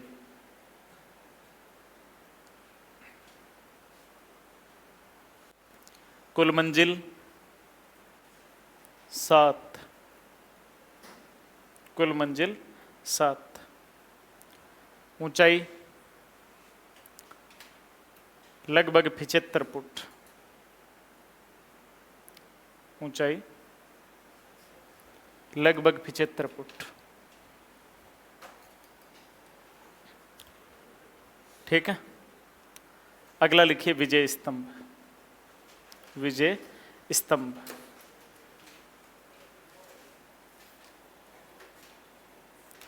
नीचे लिखिए उपलक्ष। अपने स्कूल में कोई मीटिंग वगैरह होती थी तो यूं कहते थे ना, आज हम इस उपलक्ष्य में यहां एकत्रित हुए। तो ये किस उपलक्ष्य में बनाया गया था? उपलक्ष्य डैश लगा के लिखो। सारंगपुर विजय, सारंगपुर विजय ओब्लिक मालवा विजय, सारंगपुर विजय ओब्लिक मालवा विजय 1437, 1437 ईस्वी। 1437 हो गया ना। नीचे लिखिए निर्माता। निर्माता में लिखिए महाराणा कुंभा, महाराणा कुंभा। नीचे लिखिए निर्माण काल, निर्माण काल। निर्माण काल में लिखिए 1440 से 1448।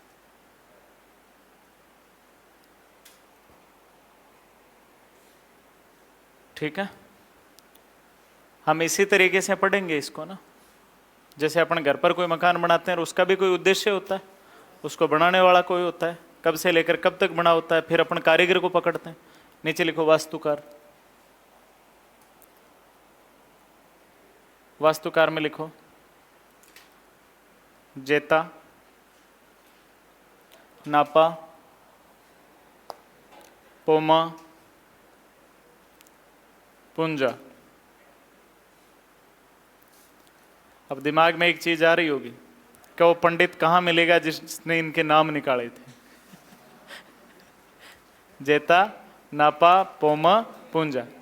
नीचे लिखिए आकृति, आकृति। आकृति में डैश लगा के लिखना डमरू के समान, डमरू के समान।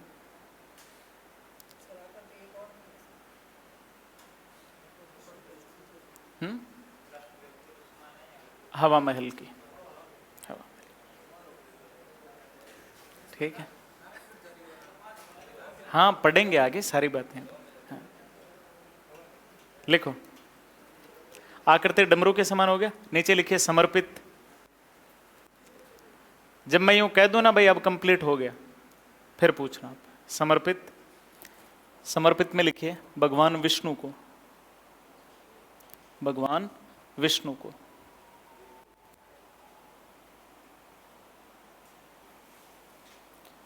नीचे लिखिए ऊंचाई, ऊंचाई। ऊंचाई में लिखिए 122/120 फुट।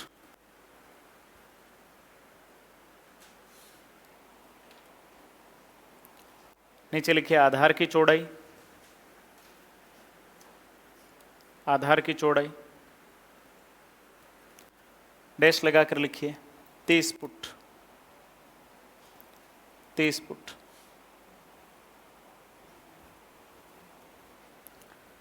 कुल सीढ़ियां, कुल सीढ़ियां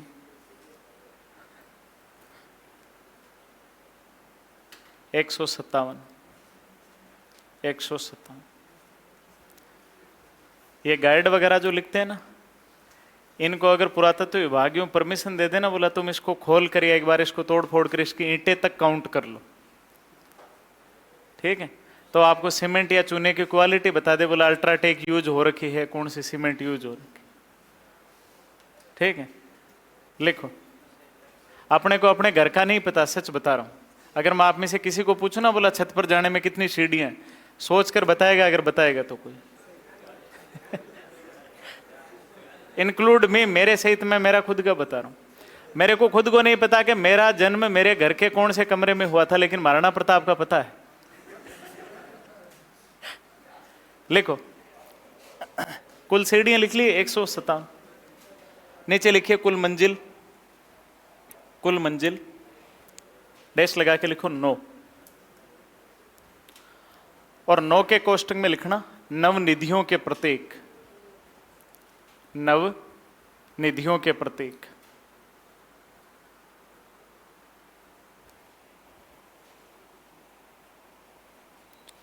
ठीक है, उससे नीचे लिखिए मंजिल विशेष,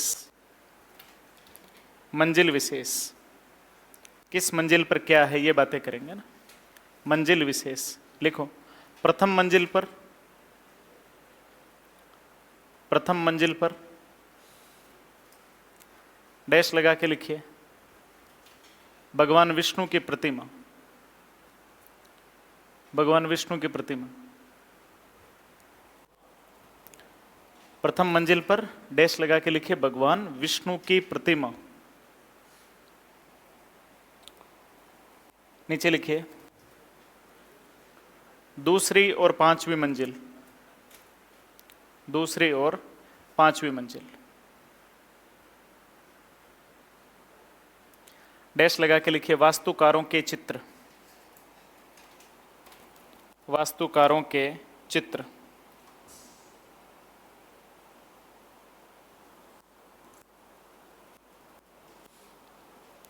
उससे नीचे लिखिए तीसरी मंजिल, तीसरी मंजिल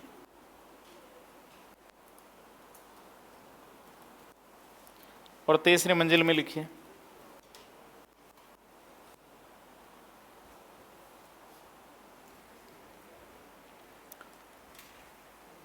अरबी भाषा में, अरबी भाषा में 9 बार, अरबी भाषा में 9 बार अल्लाह शब्द अंकित, अल्लाह शब्द अंकित। ठीक है, नीचे लिखिए 8वीं मंजिल, 8वीं मंजिल, 8वीं मंजिल में डैश लगा के लिखिए कोई मूर्ति नहीं, कोई मूर्ति नहीं। नीचे लिखिए 9वीं मंजिल, 9वीं मंजिल और 9वीं मंजिल में डैश लगाकर लिखिए कीर्ति स्तंभ प्रशस्ति, कीर्ति स्तंभ प्रशस्ति।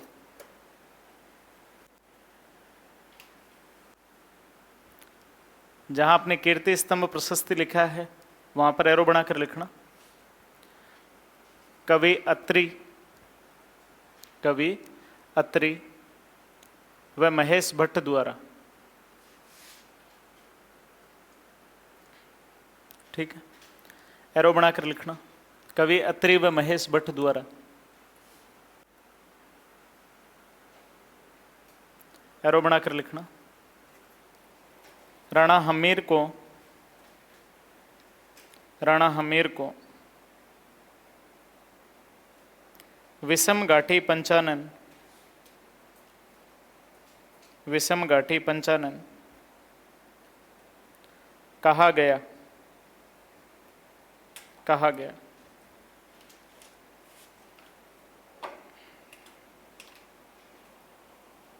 उससे नीचे लिखिए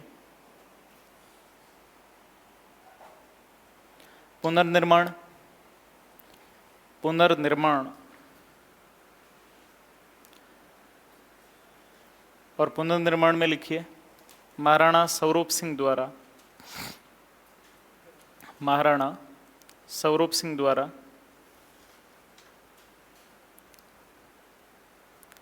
8वीं व 9वीं मंजिल का,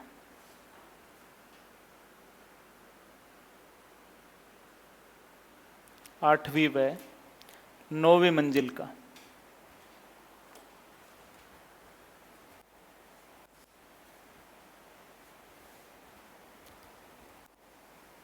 नीचे लिखिए उपनाम और अब उपनाम छाप दो ऐसे कैसे।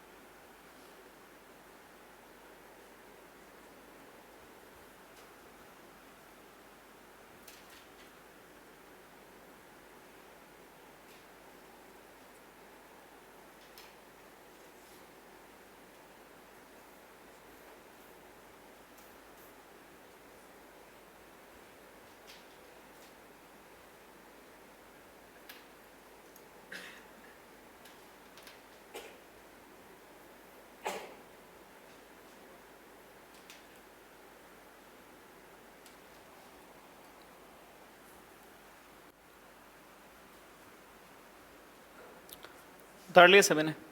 एक लास्ट नाम और लिख लो। कोई ना, उतारो फिर।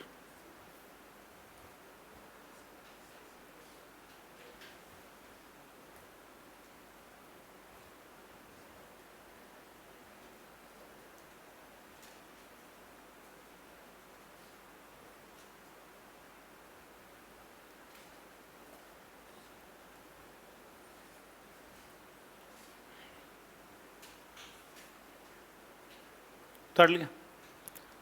लास्ट नाम लिखो। पौराणिक देवताओं का अमूल्य कोष। पौराणिक देवताओं का अमूल्य कोष। पौराणिक देवताओं का अमूल्य कोष। पौराणिक देवताओं का अमूल्य कोष। डैश लगा के लिखो, doctor G.H. Ojha. Doctor G.H. Ojha, Gauri Shankar Hirachand Ojha. ठीक है।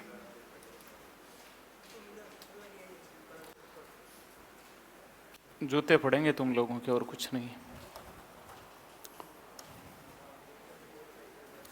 अब देखो, कुछ बातें और बचती है इससे रिलेटेड, है ना। पहली बात, एक व्यक्ति आते हैं जिनका नाम है colonel James Tod. Colonel James Tod कहते हैं कि ये जो विजय स्तंभ है, ये विजय स्तंभ किससे श्रेष्ठ है? कुतुब मीनार से। ठीक। एक दूसरा एक व्यक्ति आते हैं जिनका नाम है फर्ग्यूसन। क्या नाम है? फर्ग्यूसन। फर्ग्यूसन ने इसकी विजय स्तंभ की तुलना की है रोम के टार्जन से। आपने देखा होगा एक ऐसा व्यक्ति जिसके हाथ में एक जलती हुई मसाल है, नीचे उसने गर्दन की हुई है। ठीक है। तो ये कर्नल जेम्स टोड तो कहता है कि ये किससे श्रेष्ठ है? कुतुब मीनार से। फर्ग्यूसन कहता है ये किससे श्रेष्ठ है? रोम के टार्जन से। अब समझिए, देखिए, ये जो विजय स्तंभ है, ये विजय स्तंभ विद्यार्थियों भारत की और राजस्थान की कुछ चीजें हैं जिनका ये प्रतीक चिन्ह भी है। जैसे सबसे पहला अगर अपन बात करें तो एक चीज आती है राजस्थान पुलिस। आपने पुलिस के जवान देखे होंगे, पुलिस के जवान के शोल्डर पर यहां पर लगा रहता है। ठीक है। फिर दूसरा अपन बात करें राजस्थान का जो वन विभाग है, राजस्थान के वन विभाग का प्रतीक चिन्ह भी क्या है? विजय स्तंभ। फिर तीसरा अपन बात करें, राजस्थान में एक बोर्ड आता है माध्यमिक शिक्षा बोर्ड। ठीक है। उसका भी प्रतीक चिन्ह क्या है? और एक आता है वीडी सावरकर द्वारा स्थापित एक संगठन था, जिस संगठन का नाम था अभिनव भारत। इन चार चीजों के प्रतीक चिन्ह के तौर पर विद्यार्थियों हम किसको देखते हैं? विजय स्तंभ को। ठीक है। आगे और पढ़िए ना। बात आती है 15 अगस्त 1949 की। विजय स्तंभ राजस्थान की पहली इमारत बनती है जिस पर सर्वप्रथम क्या जारी किया गया? डाक टिकट। अब तक ध्यान रखना, मैं आपसे 2 डाक टिकटों के बारे में बात कर चुका हूं। राजस्थान की प्रथम महिला व्यक्तित्व या पहली व्यक्तित्व जिस पर डाक टिकट जारी हुआ कौन थे? मीराबाई। और राजस्थान की प्रथम इमारत वो कौन सी? विजय स्तंभ। और इन पर डाक टिकट कितने रुपए का जारी किया गया? 1 रुपए का। ठीक है। अब आपका विजय स्तंभ कंप्लीट है। अब कोई क्वेरी हो तो पूछ लो।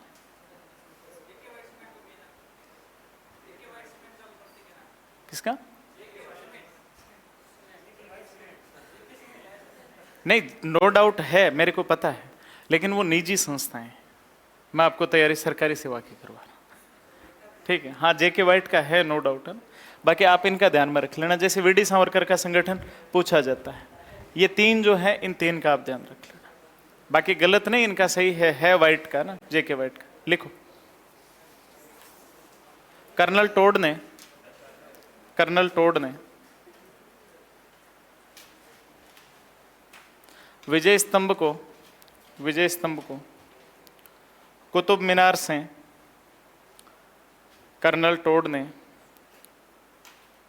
विजय स्तंभ को कुतुब मीनार से श्रेष्ठ इमारत बताया है।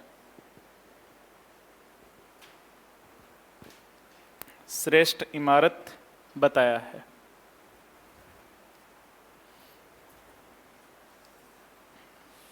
ठीक है, नीचे लिखिए, फर्ग्यूसन ने विजय स्तंभ की तुलना, फर्ग्यूसन ने विजय स्तंभ की तुलना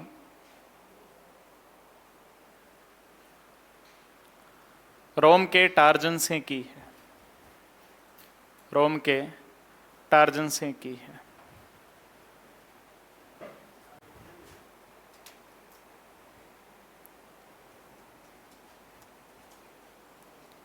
स्टार लगा के लिखिए,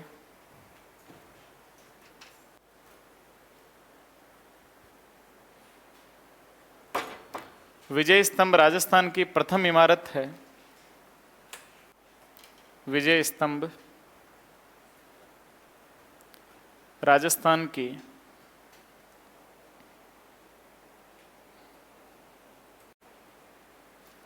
प्रथम इमारत है जिस पर 15 अगस्त 1949, जिस पर 15 अगस्त 1949 को 1 रुपए का डाक टिकट जारी किया गया,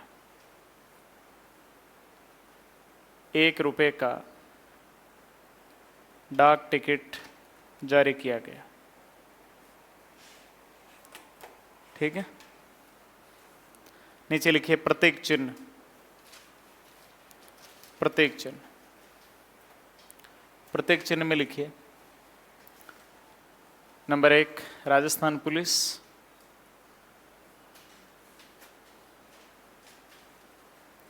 नंबर 2 राजस्थान वन विभाग, नंबर 3 माध्यमिक शिक्षा बोर्ड अजमेर, माध्यमिक शिक्षा बोर्ड अजमेर,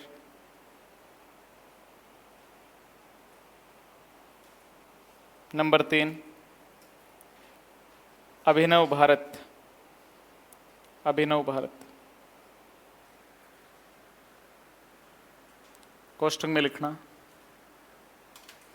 वीडी सावरकर द्वारा स्थापित संगठन, वीडी सावरकर द्वारा स्थापित संगठन।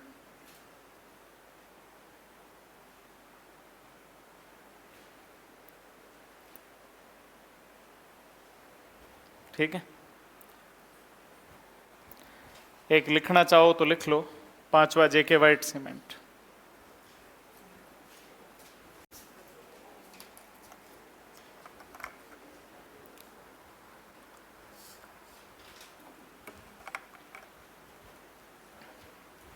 ठीक है, अब देखो 3 वर्ष और ध्यान में रखने हैं, फिर ये खत्म है आपका। 2013 में चित्तौड़ के दुर्ग को किस में शामिल किया गया? धरोहर सूची में। 2018 में इस पर क्या जारी की गई? डाक टिकट। 2019 में यहां पर एक फेस्टिवल चालू हुआ, कौन सा? जौहर। प्रतिवर्ष यहां पर चैत्र कृष्ण एकादशी को एक मेला भी लगता है, और वो मेला कौन सा है? जौहर मेला। लिखना चाहो तो लिख लो, लिखो, स्टार लगाकर लिखना 2013, 2013 डैश लगा के लिखिए। विश्व धरोहर सूची में शामिल, विश्व धरोहर सूची में शामिल, उससे नीचे लिखिए 2018, 2018, 2018 में डैश लगा के लिखना 12 रुपए की डाक टिकट जारी, 12 रुपए की डाक टिकट जारी, उसे नीचे लिखना 2019, और 2019 से लिखना फोर्ट फेस्टिवल प्रारंभ। 2019 और 2019 से लिखिए फोर्ट फेस्टिवल प्रारंभ।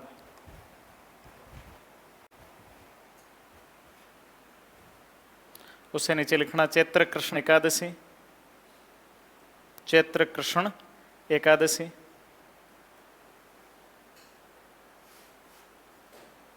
एकादशी लिखना है, एक और लगाओ आगे,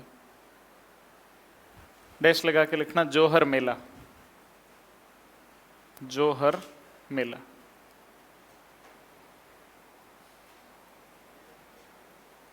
ठीक है, जब इतनी बातें याद हो जाए तो फिर उसके बाद में चित्तौड़ से रिलेटेड और बातें पढ़ने का प्रयास करना। अच्छा, उल्टे जैसे हालात तो नहीं हो रहे?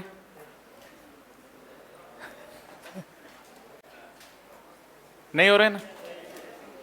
चलो अगला लिखो कुंभलगढ़ दुर्ग।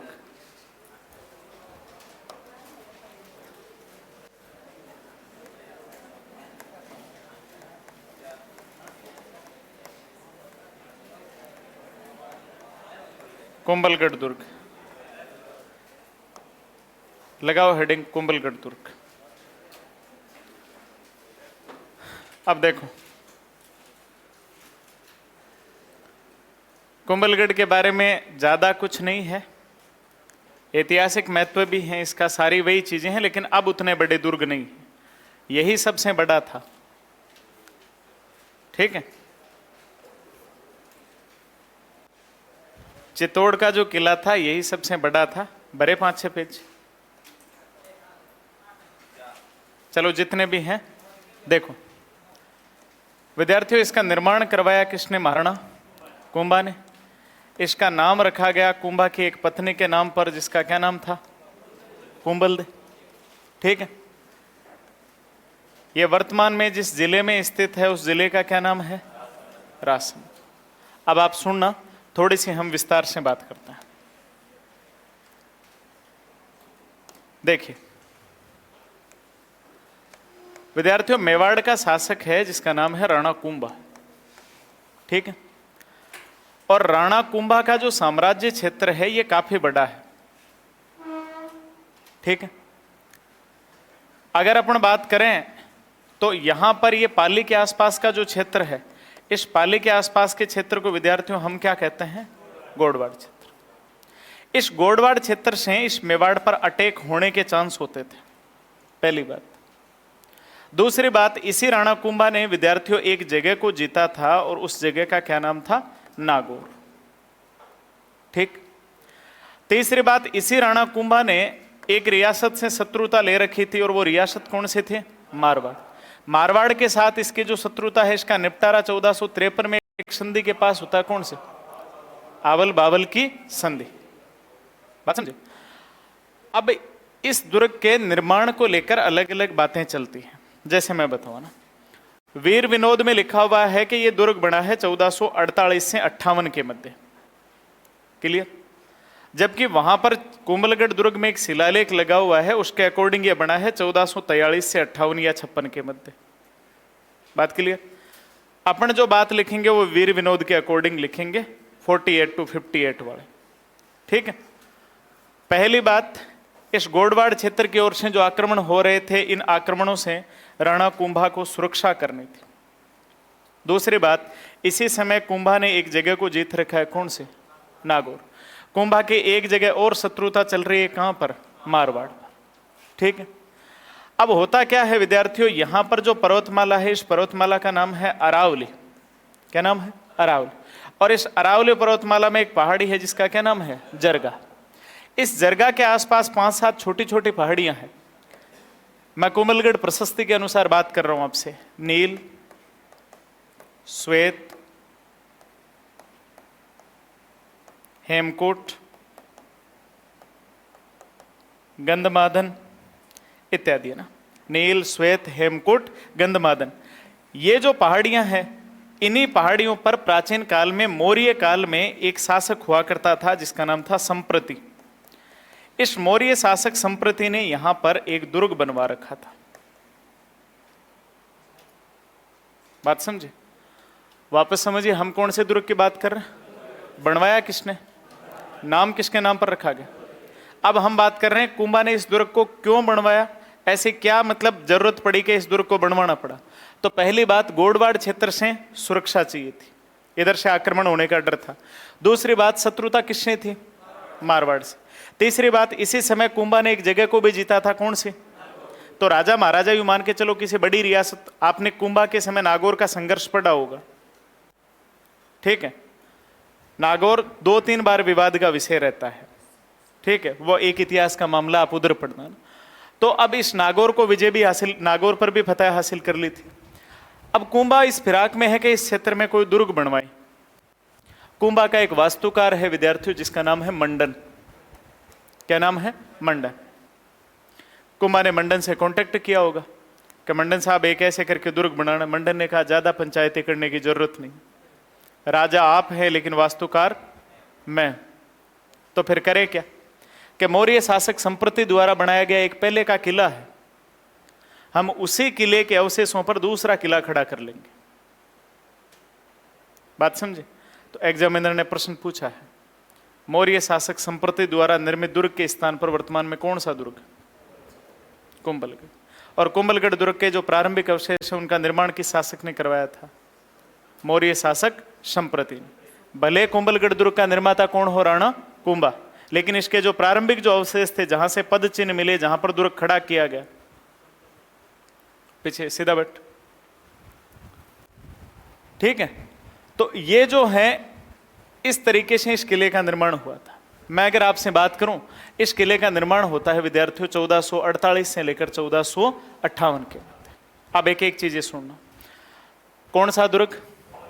निर्माता, नामकरण, कौन से जिले में, कौन से पर्वतमाला, पहाड़ी कौन से, छोटी छोटी पहाड़ियां कौन सी? नील, श्वेत, हेमकूट और गंधमादन। अच्छा, इस दुर्ग निर्माण का उद्देश्य, या पहले अगर अपन बात करें, इस दुर्ग का निर्माण किसके पद चिन्हों पर या अवशेषों पर करवाया गया? संप्रति द्वारा निर्मित दुर्ग पर। दुर्ग बनवाया क्यों जा रहा है? कौन से क्षेत्र की सुरक्षा? मेवाड़ और मारवाड़ की सीमा पर, क्योंकि मारवाड़ से भी क्या चल रही है? दुश्मनी। अगला अपन बात करें, कुंभा ने इस समय किसको विजय कर लिया था? नागौर। अब यूं कहा जाता है कि कुंभा की एक पत्नी थी कुंभलदे, जो कुंभा की सबसे अति प्रिय रानी हुआ करती थी, और इसके गर्भावस्था के दौरान डेथ हो जाती, ठीक है? कई कहते हैं केवल नामकरण रखा था। भले जो भी रखें, लेकिन आपको इतना ध्यान रखना है, कुंभलगढ़ दुर्ग का जो नामकरण है वो नामकरण किसके नाम पर रखा गया था? कुंभलदे के नाम। अब अपने पास 3 चीजें हो चुकी है, प्रारंभिक अवशेष, निर्माता और इसकी स्थिति। बात समझे? और बात करते हैं इसकी श्रेणी के बारे में। विद्यार्थियों, पहली कौन सी श्रेणी आती है? गिरी, छोटी छोटी पहाड़ियों में बसाओ।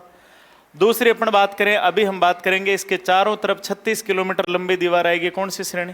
पारित। यहां पर अच्छे खासे सैनिक भी रहा करते थे, इस वजह से कौन सी कैटेगरी में भी आता है? सैनिक। आपको और सारी याद रहे या ना रहे, लेकिन ये दोनों जरूर याद रख लेना। क्लियर? अरे इतनी बातें समझ में? लिखो एक बार, लिखो कुंभलगढ़ दुर्ग, लिखिए स्टार लगाकर।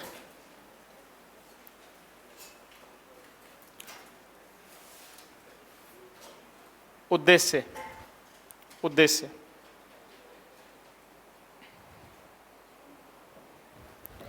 उद्देश्य में डैश लगा के लिखना। गोडवाड़ क्षेत्र के सुरक्षार्थ, गोडवाड़ क्षेत्र के सुरक्षार्थ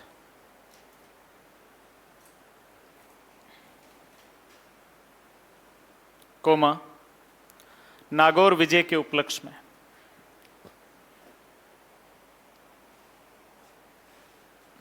कोमा नागौर विजय के उपलक्ष्य में,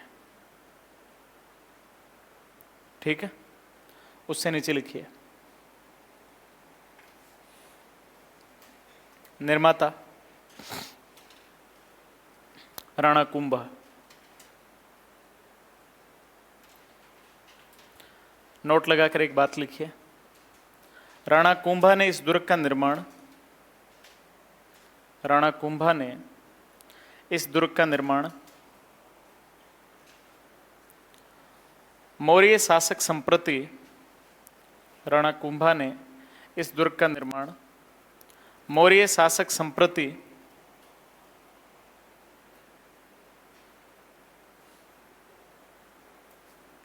द्वारा बनाए गए मौर्य शासक संप्रति के द्वारा बनाए गए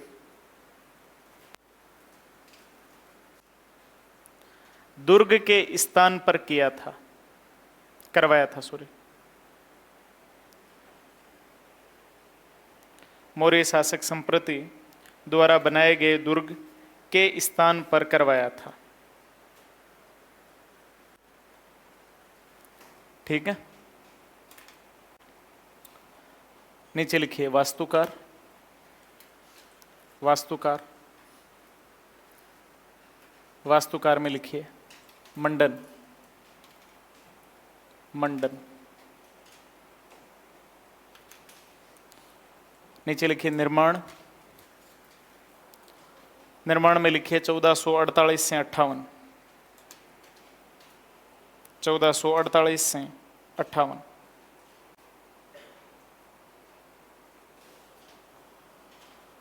ऑब्लिक डाल के एक वर्ष और लिख लेना। 1443 से 58। 1443 से 58। यहां पर कुंभलगढ़ दुर्ग में जो लेख लगा हुआ है, शिलालेख, उस पर तो लिखा हुआ है 43 से 58 और वीर विनोद में लिखा हुआ है 48 से 58। ठीक है, नीचे लिखिए श्रेणी। श्रेणी, और श्रेणी में लिखिए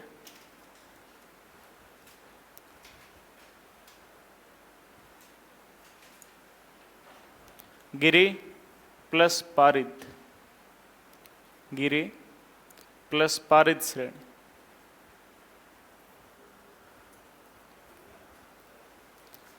ठीक है, उससे नीचे लिखिए स्थिति। स्थिति,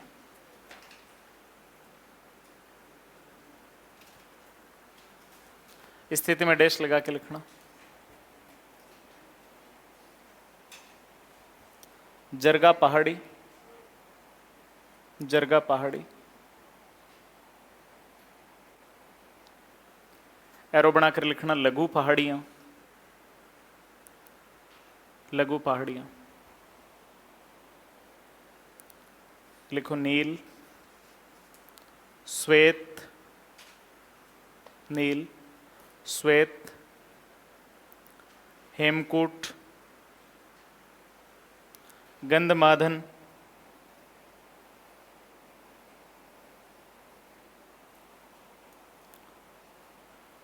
ठीक है।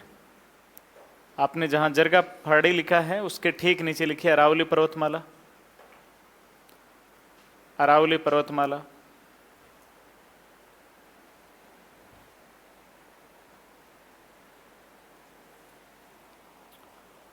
ठीक है। नीचे लिखिए उपनाम। उपनाम,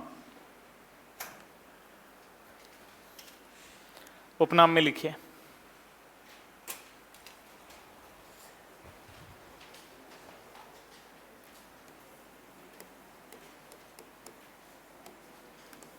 कमलपीर,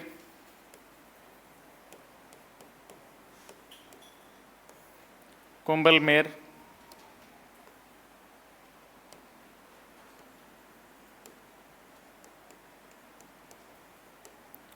कुंभलपुर,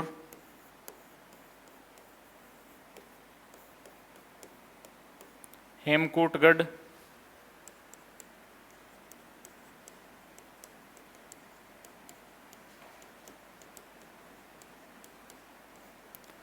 मेवाड़ मारवाड़ सीमा का प्रहरी,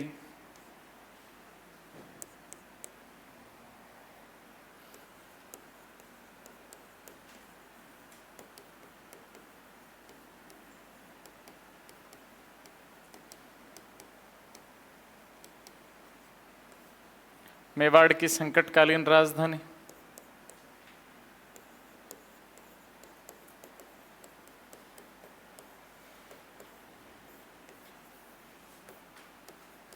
मेवाड़ शासकों की शरण स्थली,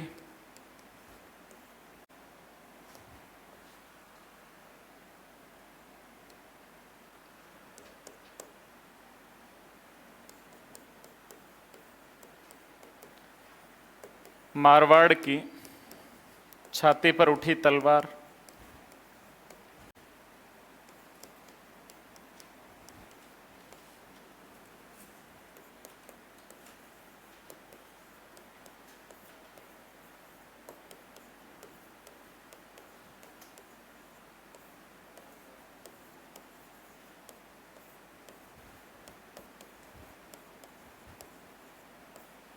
कुंभा की सैनिक मेधा का प्रतीक,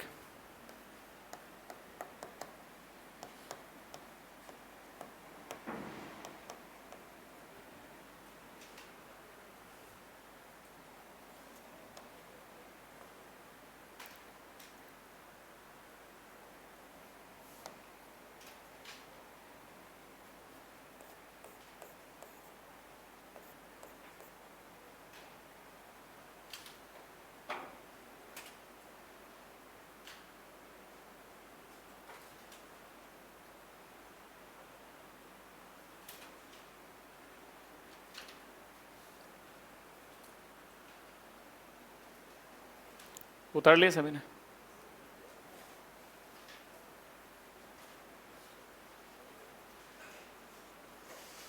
स्टार लगा के लिखिए। कर्नल जेम्स टोड ने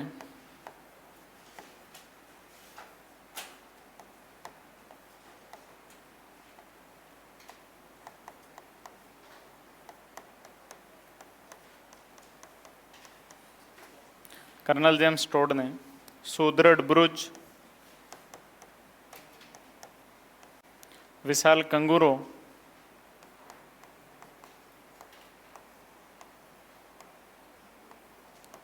विशाल कंगूरों के कारण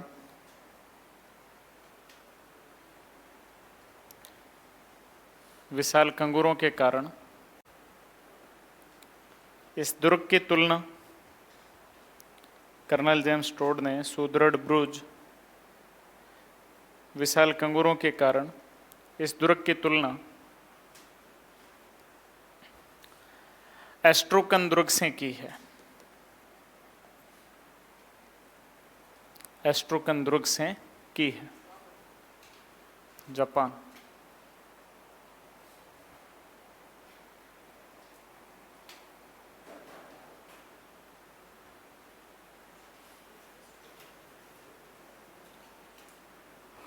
ठीक है, अब देखो कुछ बातें मैं इसकी भौतिक बनावट के बारे में बता देता हूं। ऐतिहासिक पक्ष अपन कल देखेंगे। विद्यार्थियों, ये जो दुर्ग हैं आप यूं मान के चलिए कि ये आपका कुंभलगढ़ है। ठीक है, बातें नहीं करनी है भाई।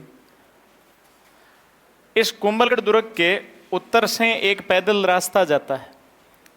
जो पैदल रास्ता जाता है उसको कहा जाता है टूट्या का होडा।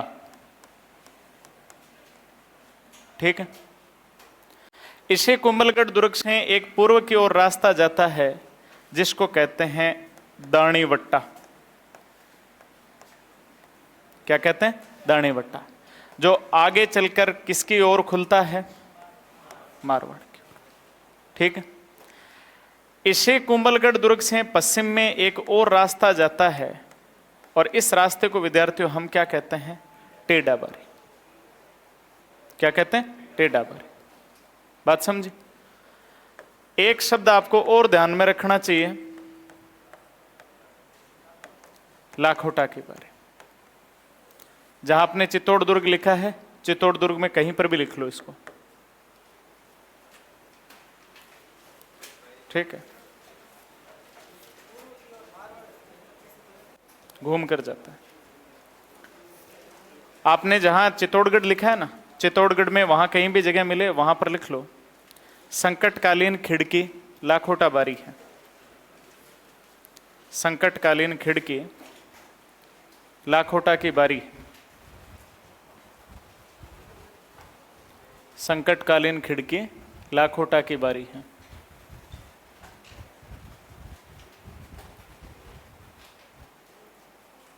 ठीक है,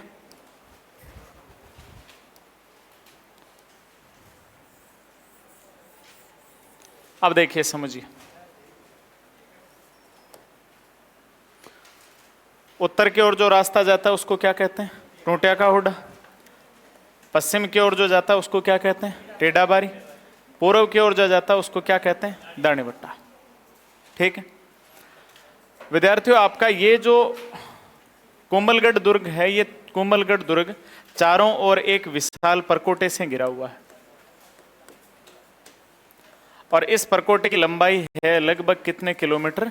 36 किलोमीटर। ठीक है, कहा जाता है कि इस पर 4 से 8 घुड़सवार, ठीक है, एक साथ दौड़ सकते हैं। ऐसी ही एक दीवार हमें एक देश में और मिलती है, उस देश का क्या नाम है? चीन। चीन की जो दीवार है उसका निर्माण वहां के एक शासक थे जिनका नाम था सिन हुआंग।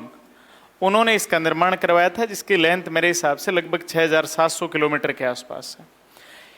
उसे कहते हैं ग्रेट वॉल ऑफ चाइना और इसे कहते हैं great wall of India, Bharat की महान दीवार। बात क्लियर?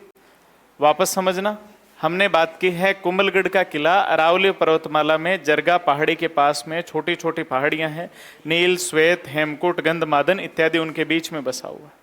यहाँ से 3 रास्ते जाते हैं। एक रास्ता जाता है पश्चिम की ओर जिसको क्या कहते हैं? टेढ़ा बारी।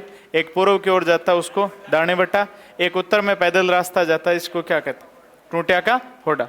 और ये किला चारों ओर से एक परकोटे से घिरा हुआ है, जिस परकोटे की लंबाई कितनी है? 36 किलोमीटर।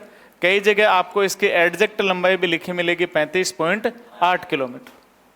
ठीक, और कहा जाता है कि इस पर 4 से 8 घुड़सवार एक साथ दौड़ सकते हैं और इसी दीवार को कहा जाता है भारत की महान दीवार।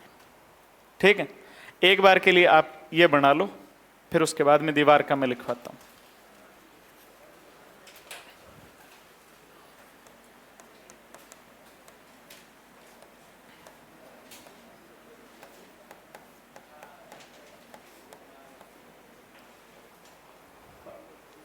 अगर आपसे ऐसा शेप नहीं बनता है तो राउंड बना लो, गोल बना लो ना, एक ही बात है।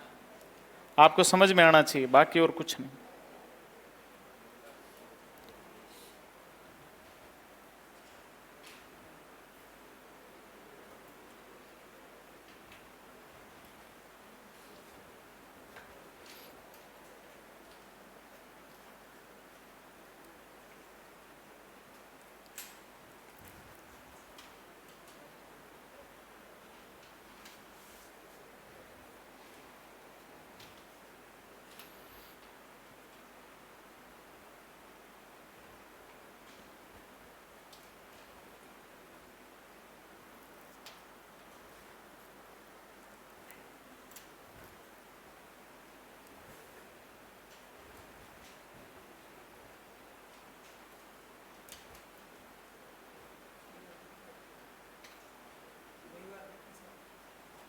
अलग से लिखेंगे,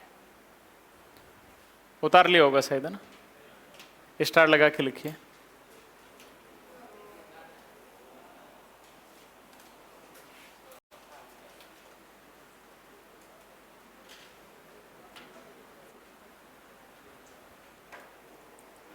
लिखिए भारत की महान दीवार, भारत की महान दीवार।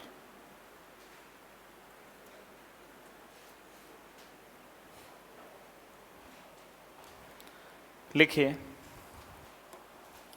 कुंभलगढ़ दुर्ग, कुंभलगढ़ दुर्ग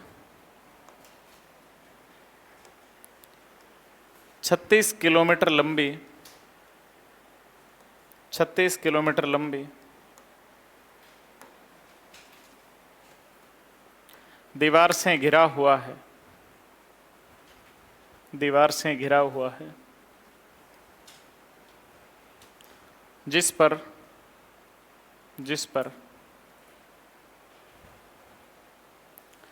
4 से 8 घुड़सवार, जिस पर 4 से 8 घुड़सवार एक साथ दौड़ सकते हैं, एक साथ दौड़ सकते हैं।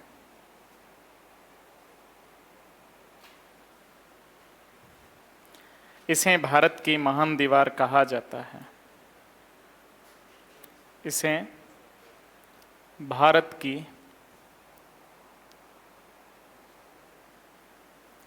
महान दीवार कहा जाता है?